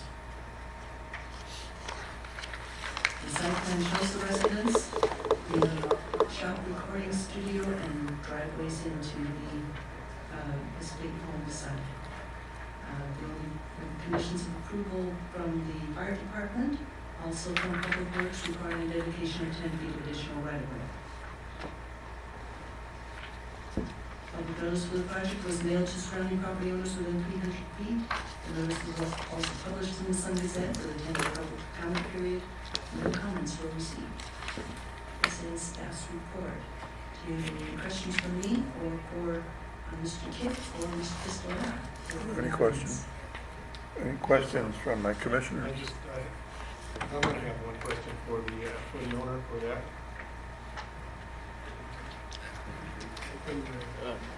We'll have to open the hearing first. To the chair, would you like to open the public hearing? I would like to do that. This is a public hearing, and at this time, I will open the hearing to the members of the public. Good morning. Please state your name and address. Good morning. My name is Edward Marshall Kipp, and my address is 20925 Avenue 322, Wood Lake, California 93286. Quick question. Go right ahead. Okay, what is a freight logistics company? Okay, I own several companies. I'm an entrepreneuring little kind of guy, and the major company is called ATS. We have a home office here, one in Salinas, one in Chicago, and one in Detroit. I've started my business here in 1984, raised my family here. My wife passed away, and I remarried to a gal, and we wanted to move out to the countryside. Music has always been a part of my life. It's how I got the trucking business. I broke up in a rock band, was hitchhiking, and got a ride because my dad would pay for my ticket. So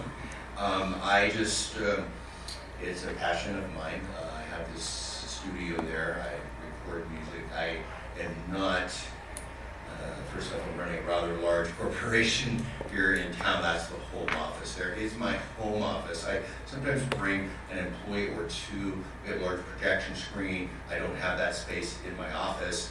I need to be away from my office where the folks aren't bringing in. The rest of the company is not chasing me down. So that's the part of the logistics side, and that Roseland Transportation Lighting and Sound Incorporated is a management firm also managing ATS, Advanced Transportation Services here in West Side. I hope I answered your question. Well, I'm really confused now. I know But I believe you. I know Marshall's company because he's probably one of the, I think of it as freight brokerage. So they're brokering freight for Strawberries, for Kruger, and this company's been around for a long time. Yeah, we service the major grocery chains, Costco, Kroger, Walmart, Kmart, you name them. We're very fortunate in that regard. So we started out Polymal Agricultural, now we return those trucks back into California. And obviously If there's no trucks there, it's all done by phone. Yeah, no, there's no That trucks. sounds like it might be an agricultural business that might be allowed.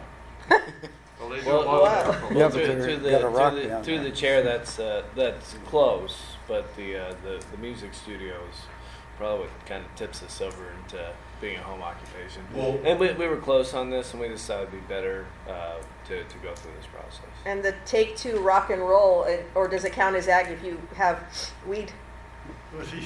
Oh, gee. If you have To- that, to- I'm sorry, I didn't understand the to- question. To the What chair, I is don't think weed? there was a question. What? What was- Marijuana. oh, cannabis. No, to the chair, I don't think there was a question. No, it's just, it's not. If you want me to answer any questions to that, I'd be very forthright and honest with you. I have nothing to No, no, no, hide. you don't If need to- tell me no, I'm no. gonna go away and move.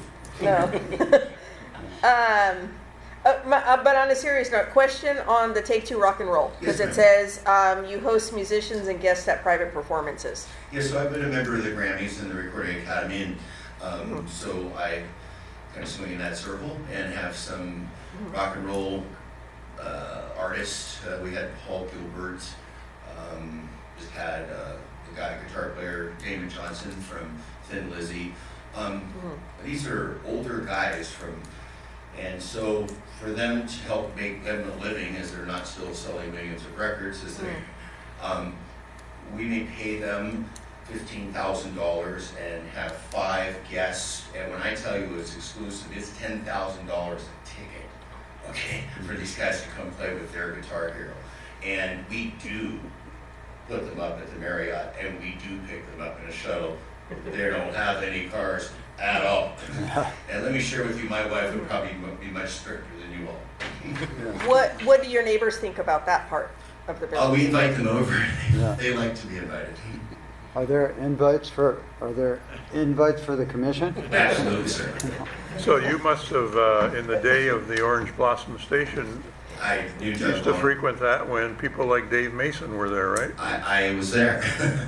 Very good. Anybody else have a question of a rock and roll nature? No? Okay. And just to elaborate on that, we haven't done one in a year. I'm actually meeting with some people today, and I didn't want to move forward anymore because I didn't realize, that on me, I'm smarter than that, but it just didn't cross my mind, my passion for it, just that I had to get a permit because and my neighbors, I talked to them all. They're my neighbors. We, look out for each other. Any other questions? Maybe this is a staff question, but maybe, I don't know if you need to go away just yet, so hang on. Page 41 of this packet, so it says page 5 of 7 for county ordinances and et cetera. It says noise, no impact.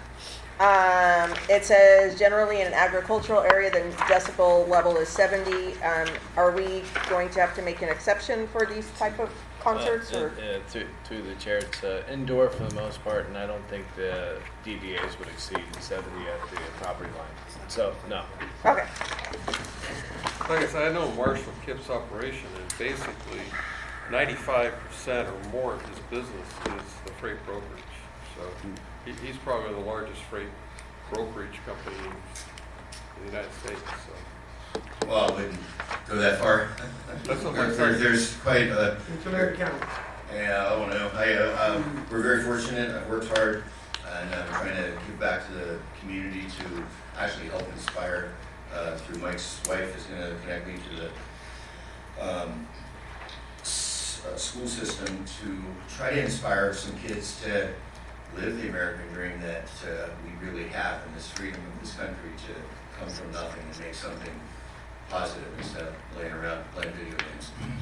Good objection. Any other questions? If not, any other members of the public who would like to speak? Please come up and state your name and address. Thank you.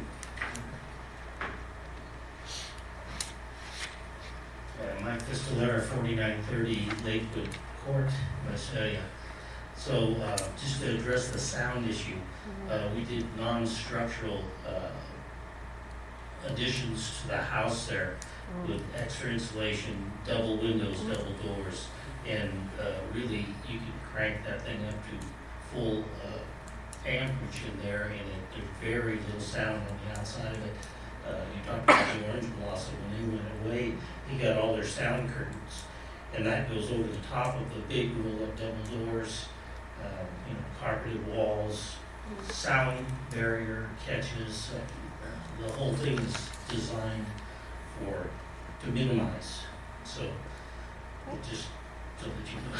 Yeah, no, noted, yeah. I think we should go out there to verify that. Yeah, when's your next concert? No. No, we can't ask that, sorry. I'm giving legal here a headache. Without being unethical in any way. Yeah, no, we can't ask that. I'll give you my gate code. You're welcome to come in. I'm just. If there are no other comments, I will close the public testimony at this time, and we'll look for a motion on PSP 19-042.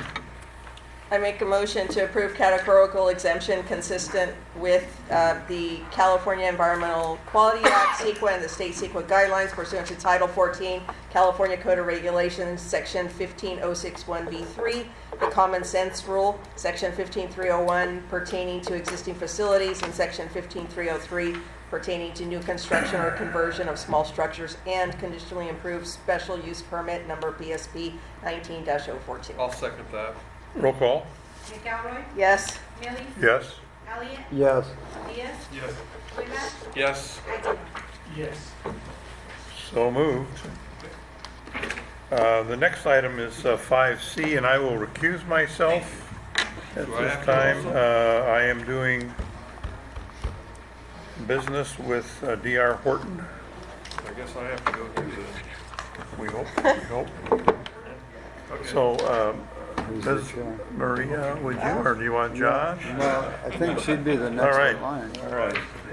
You get So to- I will turn over the Yes. All right. program to Maria.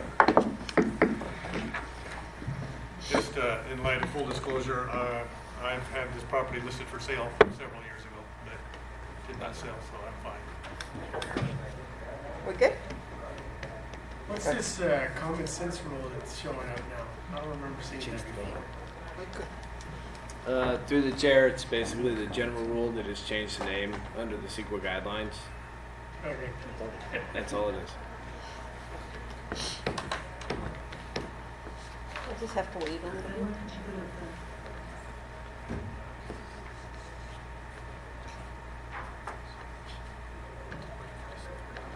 Okay, so we're moving on to item 5C, which is the minor revision number TSM 19-002 to the tentative subdivision map number TSM 773, D.R. Horton, Sean Day. And this is to approve a categorical exemption to authorize a minor revision to tentative subdivision map number TSM 773, plus exceptions to the subdivision ordinance for smaller lot sizes, increased numbers of lots and coverage in the C3MU service commercial mixed use and R3MU multiple family residential mixed use zones. The site is located on the northeast corner of Road 228 and Avenue 194 in Strathmore. Action would be in one motion, and our contact is April Hill. Good morning, Commissioners. April Hill, Project Planner 3. D.R. Horton requests a minor revision that would allow an increase in the number of parcels from 46 that was approved in 2006 to 83 residential parcel lots, plus exceptions to the subdivision ordinance. Difficulties with water availability have slowed development of this subdivision. However, that the Strathmore Public Utility District will provide water and sewer services. Although the final map was not finalized, the county determined that allowing the project to develop is consistent with the housing element guiding principle to endeavor to improve opportunities for affordable housing in a wide range of housing types and communities throughout the unincorporated areas of the county. Property is located on the northeast corner of Road 228 and Avenue 194, inside the Strathmore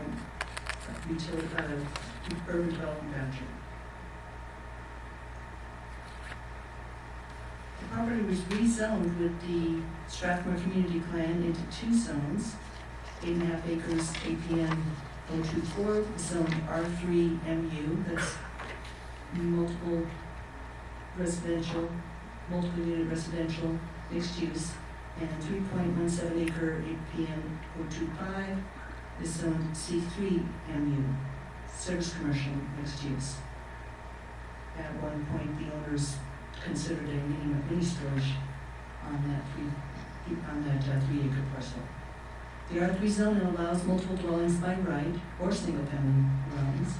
The MU overlay zone promotes flexibility and allows the residences in commercial zones. The site is subject to the 2015 Strathmore Community Plan. It has two land use designations, high-density residential and service commercial. It's consistent with the community plan's goals of community development, housing, environmental quality, and public safety.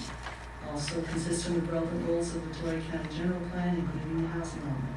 And this will help us achieve some of the county's regional housing needs assessment. The site is open land, no structures. Surrounding properties include a mobile home park and auto repair shop to the north. To the east are railroad tracks, businesses, and residences. South are residences and a citrus grove. And to the west are two schools and residences. The site has direct access to both Road 228 and Avenue 194. Public Works has conditions of approval to construct roads to county standards, assessment districts for permanent long-term maintenance of roads, and long-term maintenance of a storm drainage system.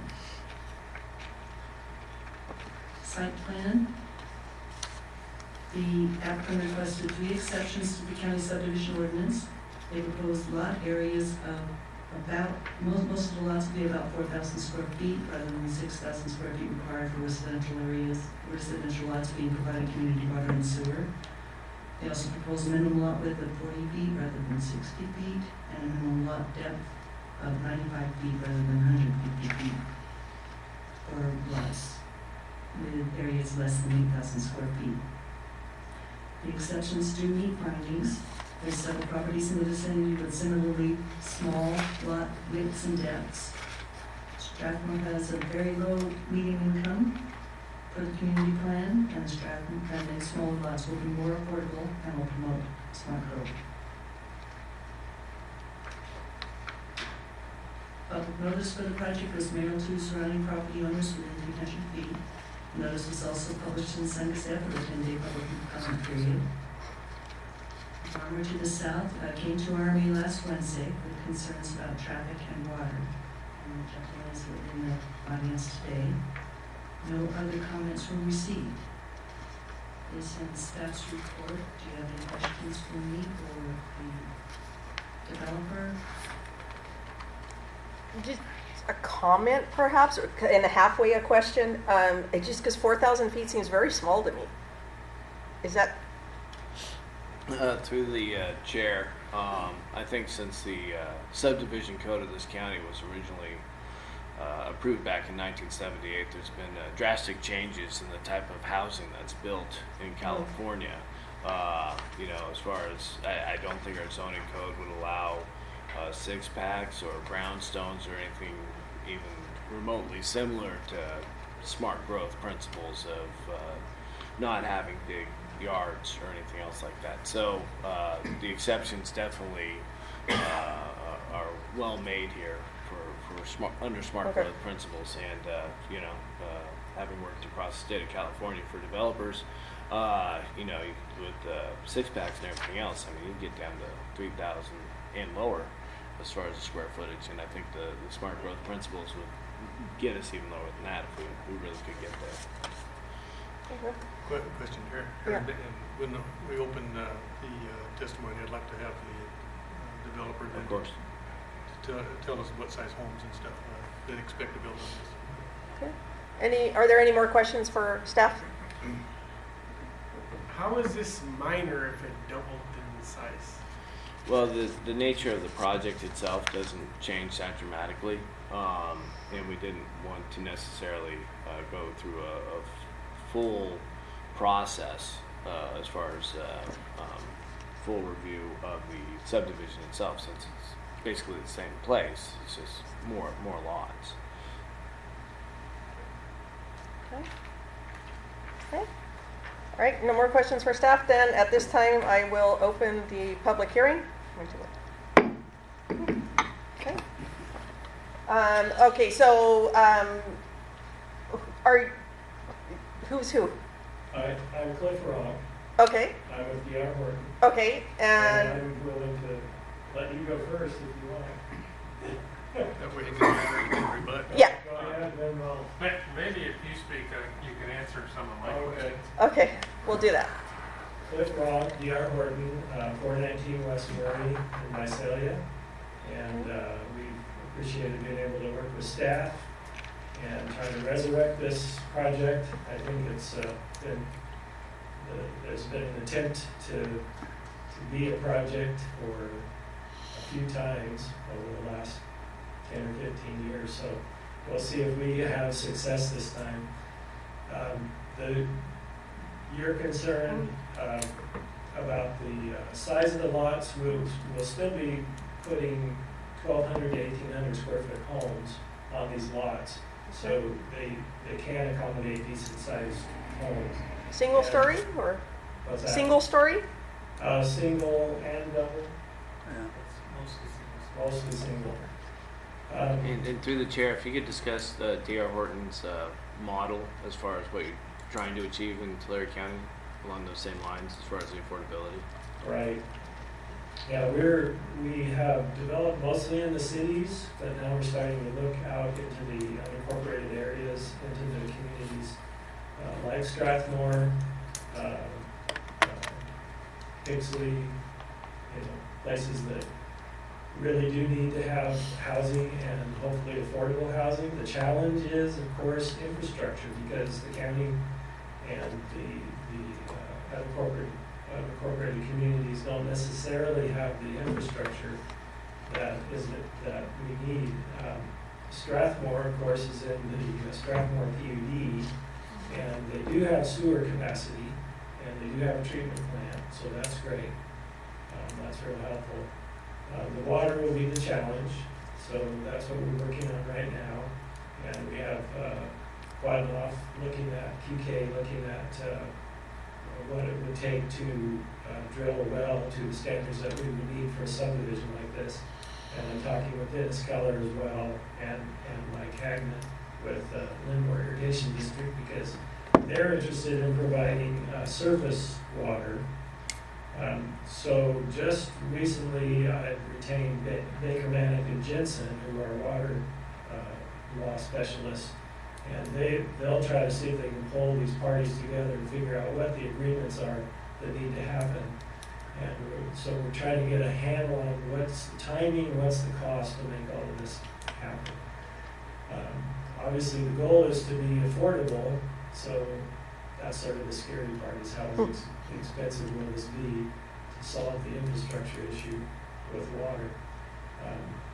So that's where we're at with that. And other than that, I appreciate staff's help so far.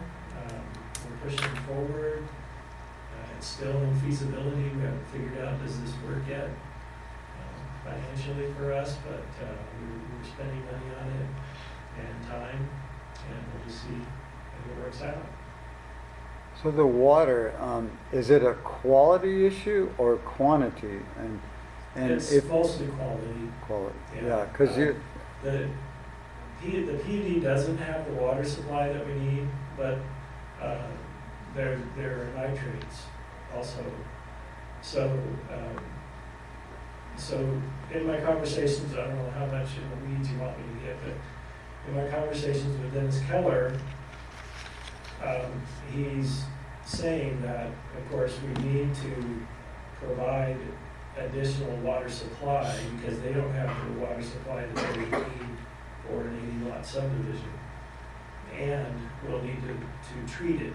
So it'll be development of a well and treatment head. And then if we produce water sufficient to supply our 80-lot subdivision plus, then they're willing to participate in the additional supply that we might produce. So that's still a question. We would have to do some well testing to do that. But yeah, so we need to augment their supply, and we also need to treat it for nitrates. Any more questions? Okay, great. Okay. Thank you. Well, if I answered all your questions. Please state your name and address when you come up.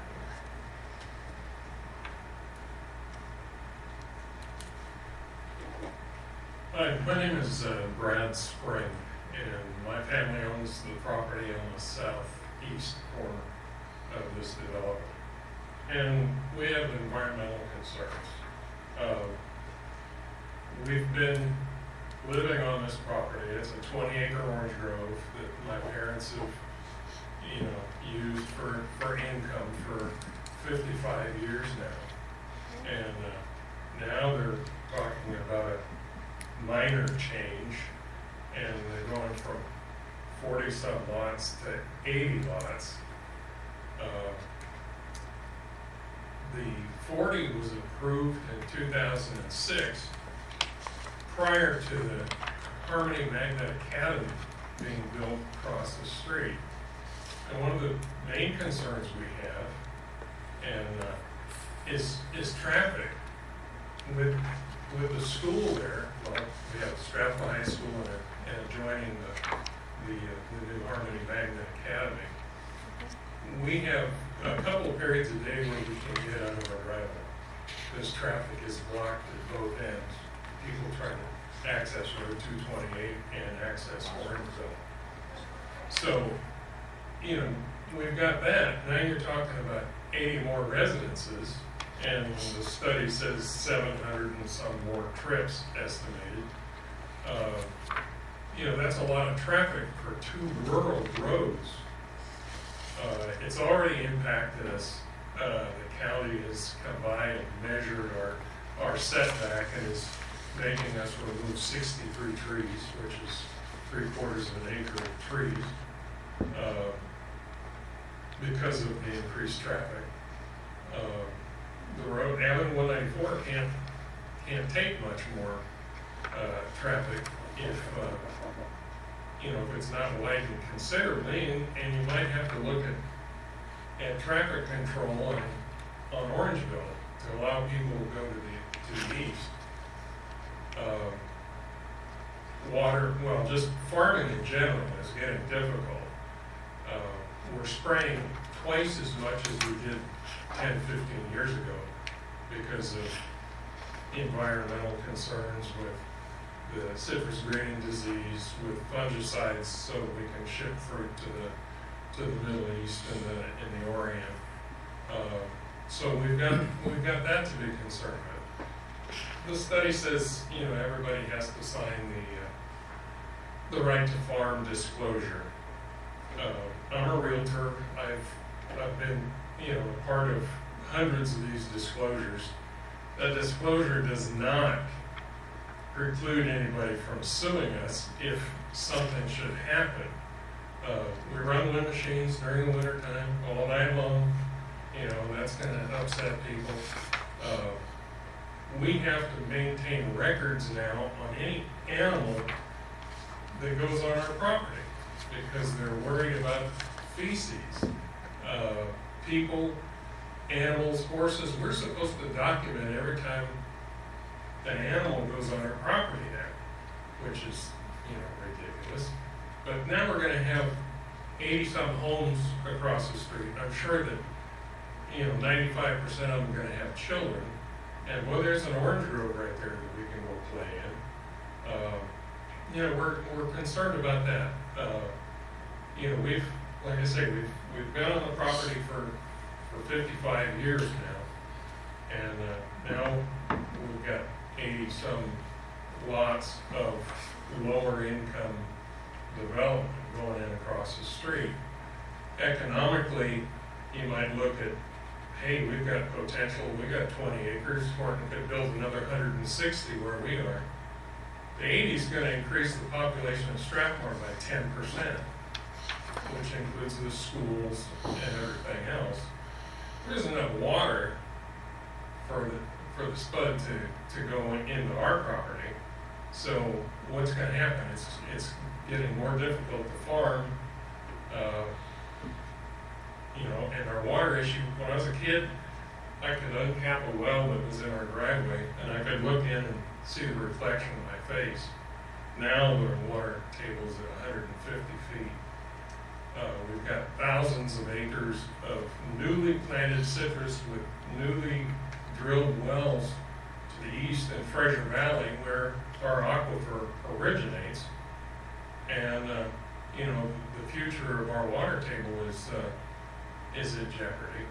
So the development of my property is jeopardized, and who would want to farm it with 80 neighbors and a high school next door?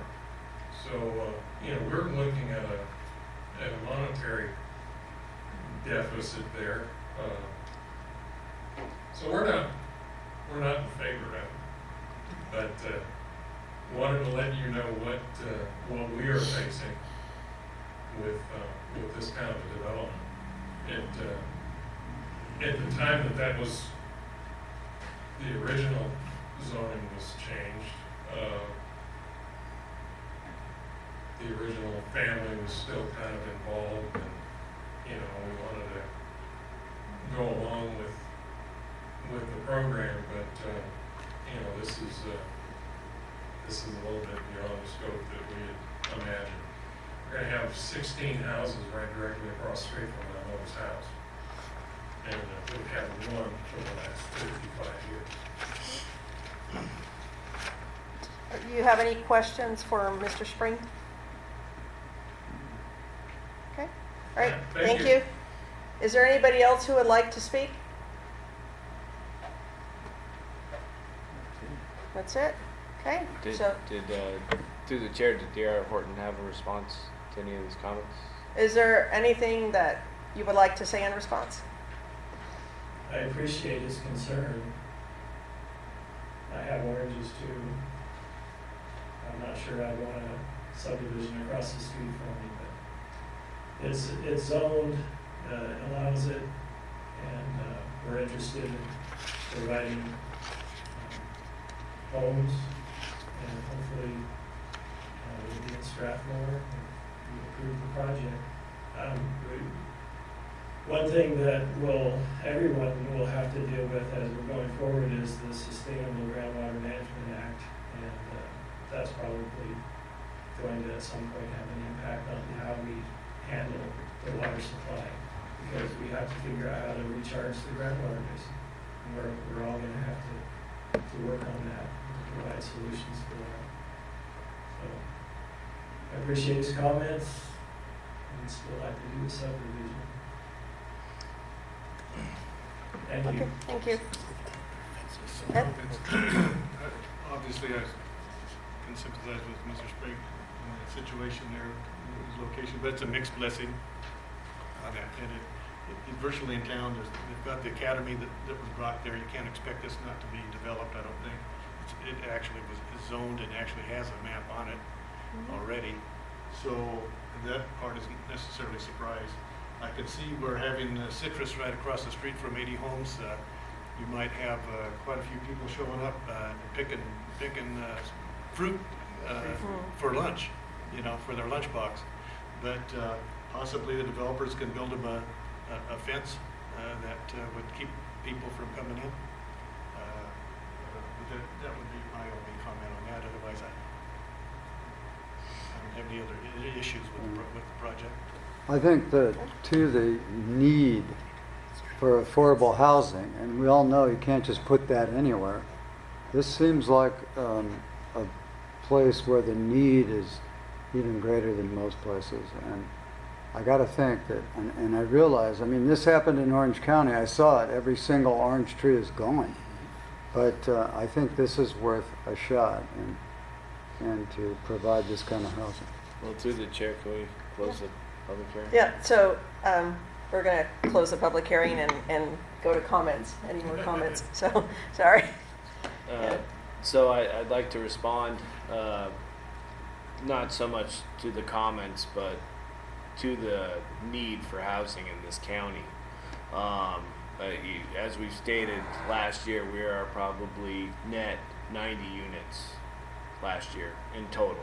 I mean, we might have built 160, but we demolished the rest, so we got to 90. This year we might do 10 more. We have the hash subdivision moving forward. But that outside of that's really about it.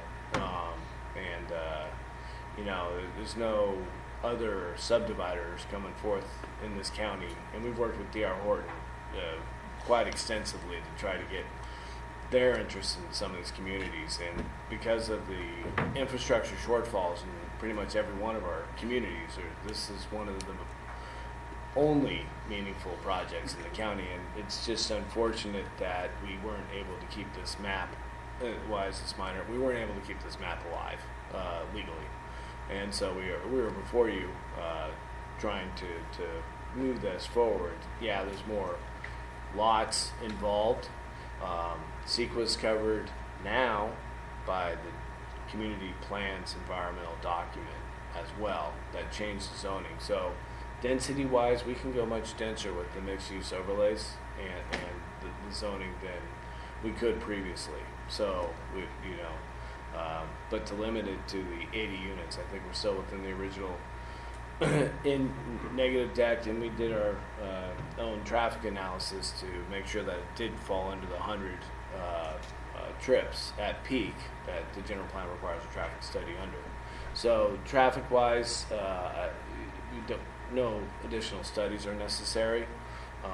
As far as the agricultural concerns, we have that often with our any subdivisions in the county, and over the course of the 7 years I've been here, I think we've approved 3 subdivisions, and none of them outside of the hash project have moved forward at this time. So you're always going to have that problem. The right to farm notice has always been the fix for that. So there's no sense that they're not on notice that farming is going to occur across the street from them, and that's the solution in every case. So outside of that, unless some kind of fencing or how we face the projects is the fix, I wouldn't really suggest that at this time. I think this has been mapped since 2006, so there's no surprises here.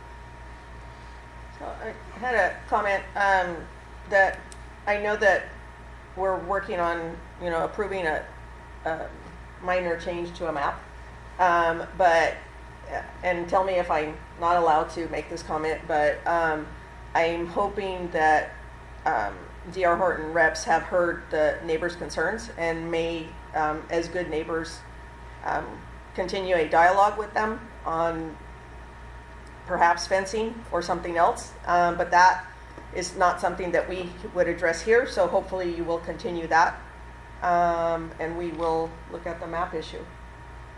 Are there any further comments, questions? Okay, so then would somebody like to make a motion?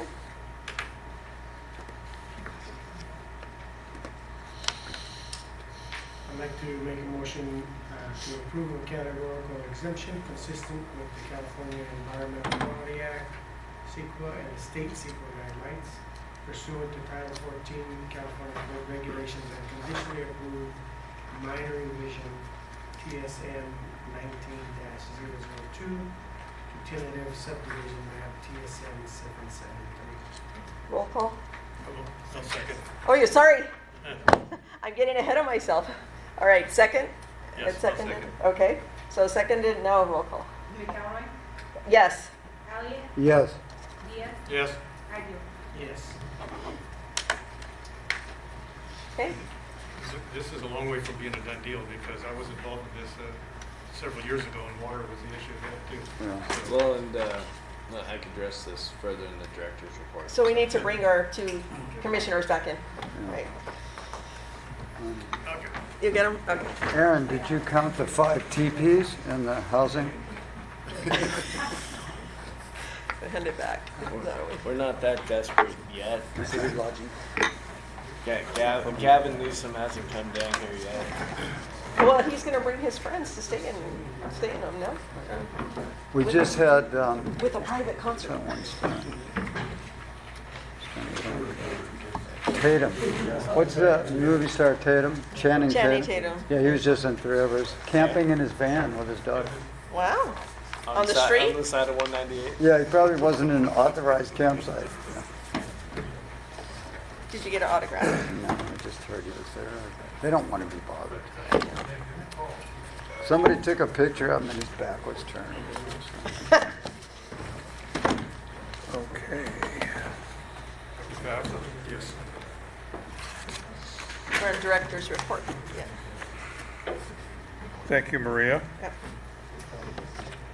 Moving on to item 6, Director's Report. Yes, this is a good opportunity to discuss kind of the process we've been working with D.R. Horton and providing them sites and locations throughout the county where there are potential development opportunities within the communities.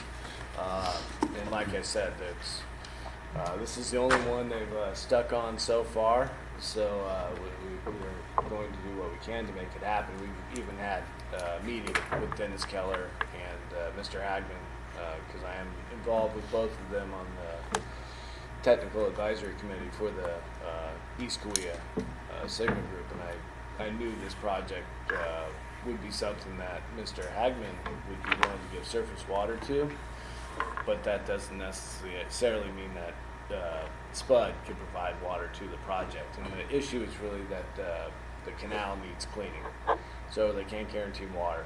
Surface water. Otherwise, they have, I believe, 12 acre-feet readily available to them, and that's true for most projects in there. And Mr. Keller's kind of unwavering on taking any risk at all with his water supplies. So we're considering, really trying to push for a variance even within the area to make it happen, or really thinking outside the box of trying to go all the way to Plainview to get water supplies. So there's a lot of moving parts there. Again, as far as subdivisions, sellable subdivisions in this county, I mean, you probably are down to about 5. Early March, the Dillon subdivision is probably more valuable to the owner to sell his ag and to keep it so. The projects that were Poplar and Woodville, one's Poplar's probably missed its mark, and that map's dead. And Woodville's probably right at the line too. And again, not a whole lot of interest. So really, we're having some interest in Goshen, but outside of that, this is the most viable project. And obviously, Self-Help's even looked at it and not been able to work out the water with Keller. So. He is a tough guy, and not totally, he's a little conservative as far as an engineer goes, but rightfully so with the water quality issues in a lot of these communities. So it makes it very, very difficult to do development, but we do appreciate D.R. Horton being creative and looking at a fresh way of looking at housing, and not in trying to capture a niche or a certain portion of the market that really ties into Tulare County. So we will go a long ways to help make that happen. Is Keller Cahuilla Conservation District, is he the same guy? Dennis Keller is Keller and Wegley Engineering Okay. company. Yeah. Okay. Does he represent most water districts in this county, yes. So I don't know if he's actually an agent for the Cahuilla Conservation District, but I'm sure he's done work for them. Yeah, So. okay. Question, Aaron. If water out of that canal is used for residential purposes, does it get an enhanced priority on access over, say, agriculture? No, it's federal water, so they don't have to comply with they don't have to comply with the state water regulations. So beneficial use isn't a required analysis in the process. So on the other hand, because of that, they can just as easily pull water from a domestic user, which you can do under California law, before ag. So they can actually provide water to ag over domestic uses off that canal. And I think Strathmore ran into a little bit of that issue during the drought. Yeah, So. that's when I was involved in the deal. Well, we're hoping with a bigger name and more backing that they can actually get this thing to happen here. But we'll continue to look at sites throughout the county. As far as we did meet with Seton and the opposition yesterday, and we'll be able to provide feedback at our next public hearing on the matter. But we'll see where that goes. Sounds interesting. It is interesting, but yeah, we'll provide feedback. I just wanted to let the planning commission know that we fulfilled our obligation to you by having that meeting. And Ivanhoe was approved at the board, and there was a little bit of deliberation over the park. And we'll continue to have that discussion about that park with some of the Ivanhoe residents and the supervisor, hopefully by the end of next week. So that's all I really have to do. And did Public Works have anything to add, Greg? And outside of that, we are continuing to work on trying to get our SB1 money back and working on the grant. We are pretty much, I don't want to use the word guaranteed, but we're probably get about $310,000. That's our allocation with the SB1 money coming back to us. So all you real estate brokers who are helping to pay the $75 recording fee is we'll get some of that money back, which was our fear we weren't going to get any. But I think all the rural counties have made the pitch that they need help with housing too. So that's probably coming forward next month. Where do we meet next? Do we go back here or? No, back to our old home. That's on the 14th? Yeah, item, I'm going to be gone on vacation that day. I hope there's nothing that these guys have to recuse themselves on that day. You never know. Yes. any other items on item 7 for future discussion? Anything on Chico? What's Yeah, happening? I just want to, we're actually updating our website now in the CCPCA. We have a commitment from Fire Safe Council. They're going to do a presentation in the morning and on the Friday session. So be sure, I mean, it's coming together nice. I'm going up to June Lake to meet with our board director, and we're going to finalize the program. This will be in the next couple weeks. So we'll be getting conference materials to Velma, and they'll be out there on the internet.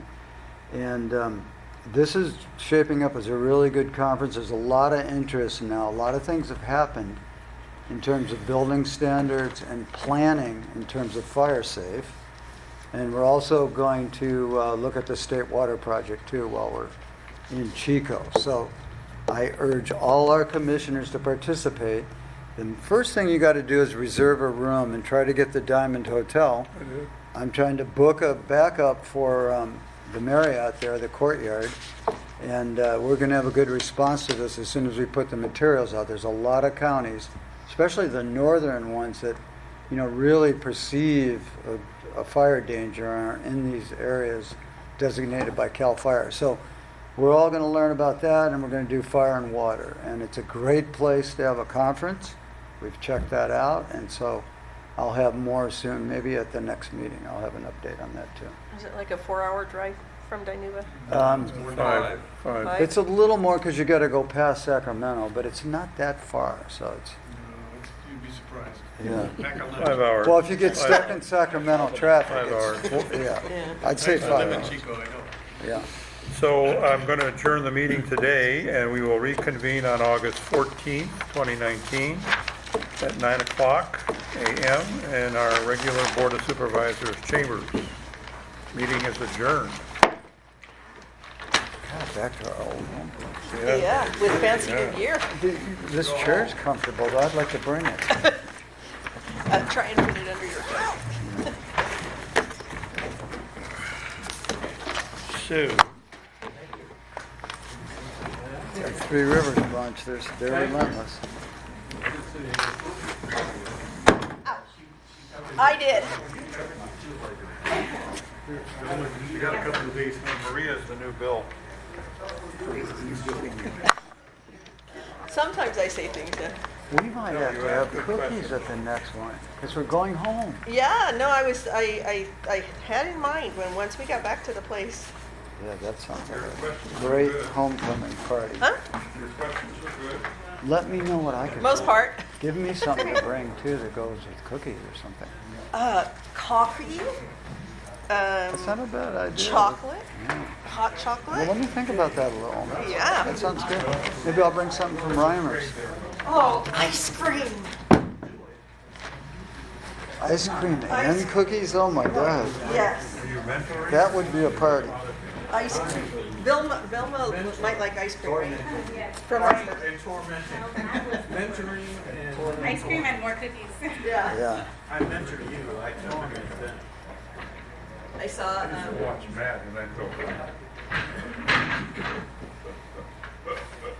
I saw Erin looking at you, so I knew I better say that.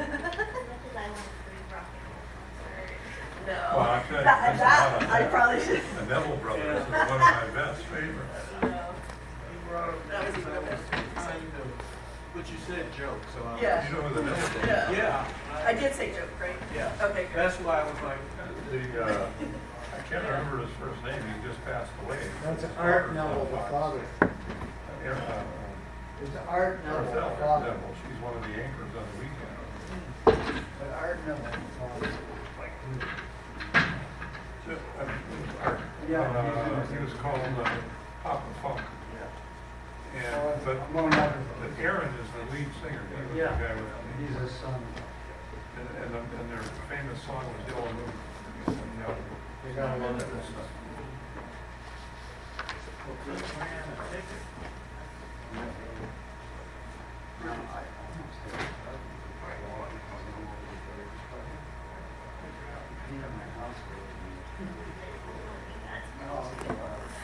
You did a good job. It's still holding.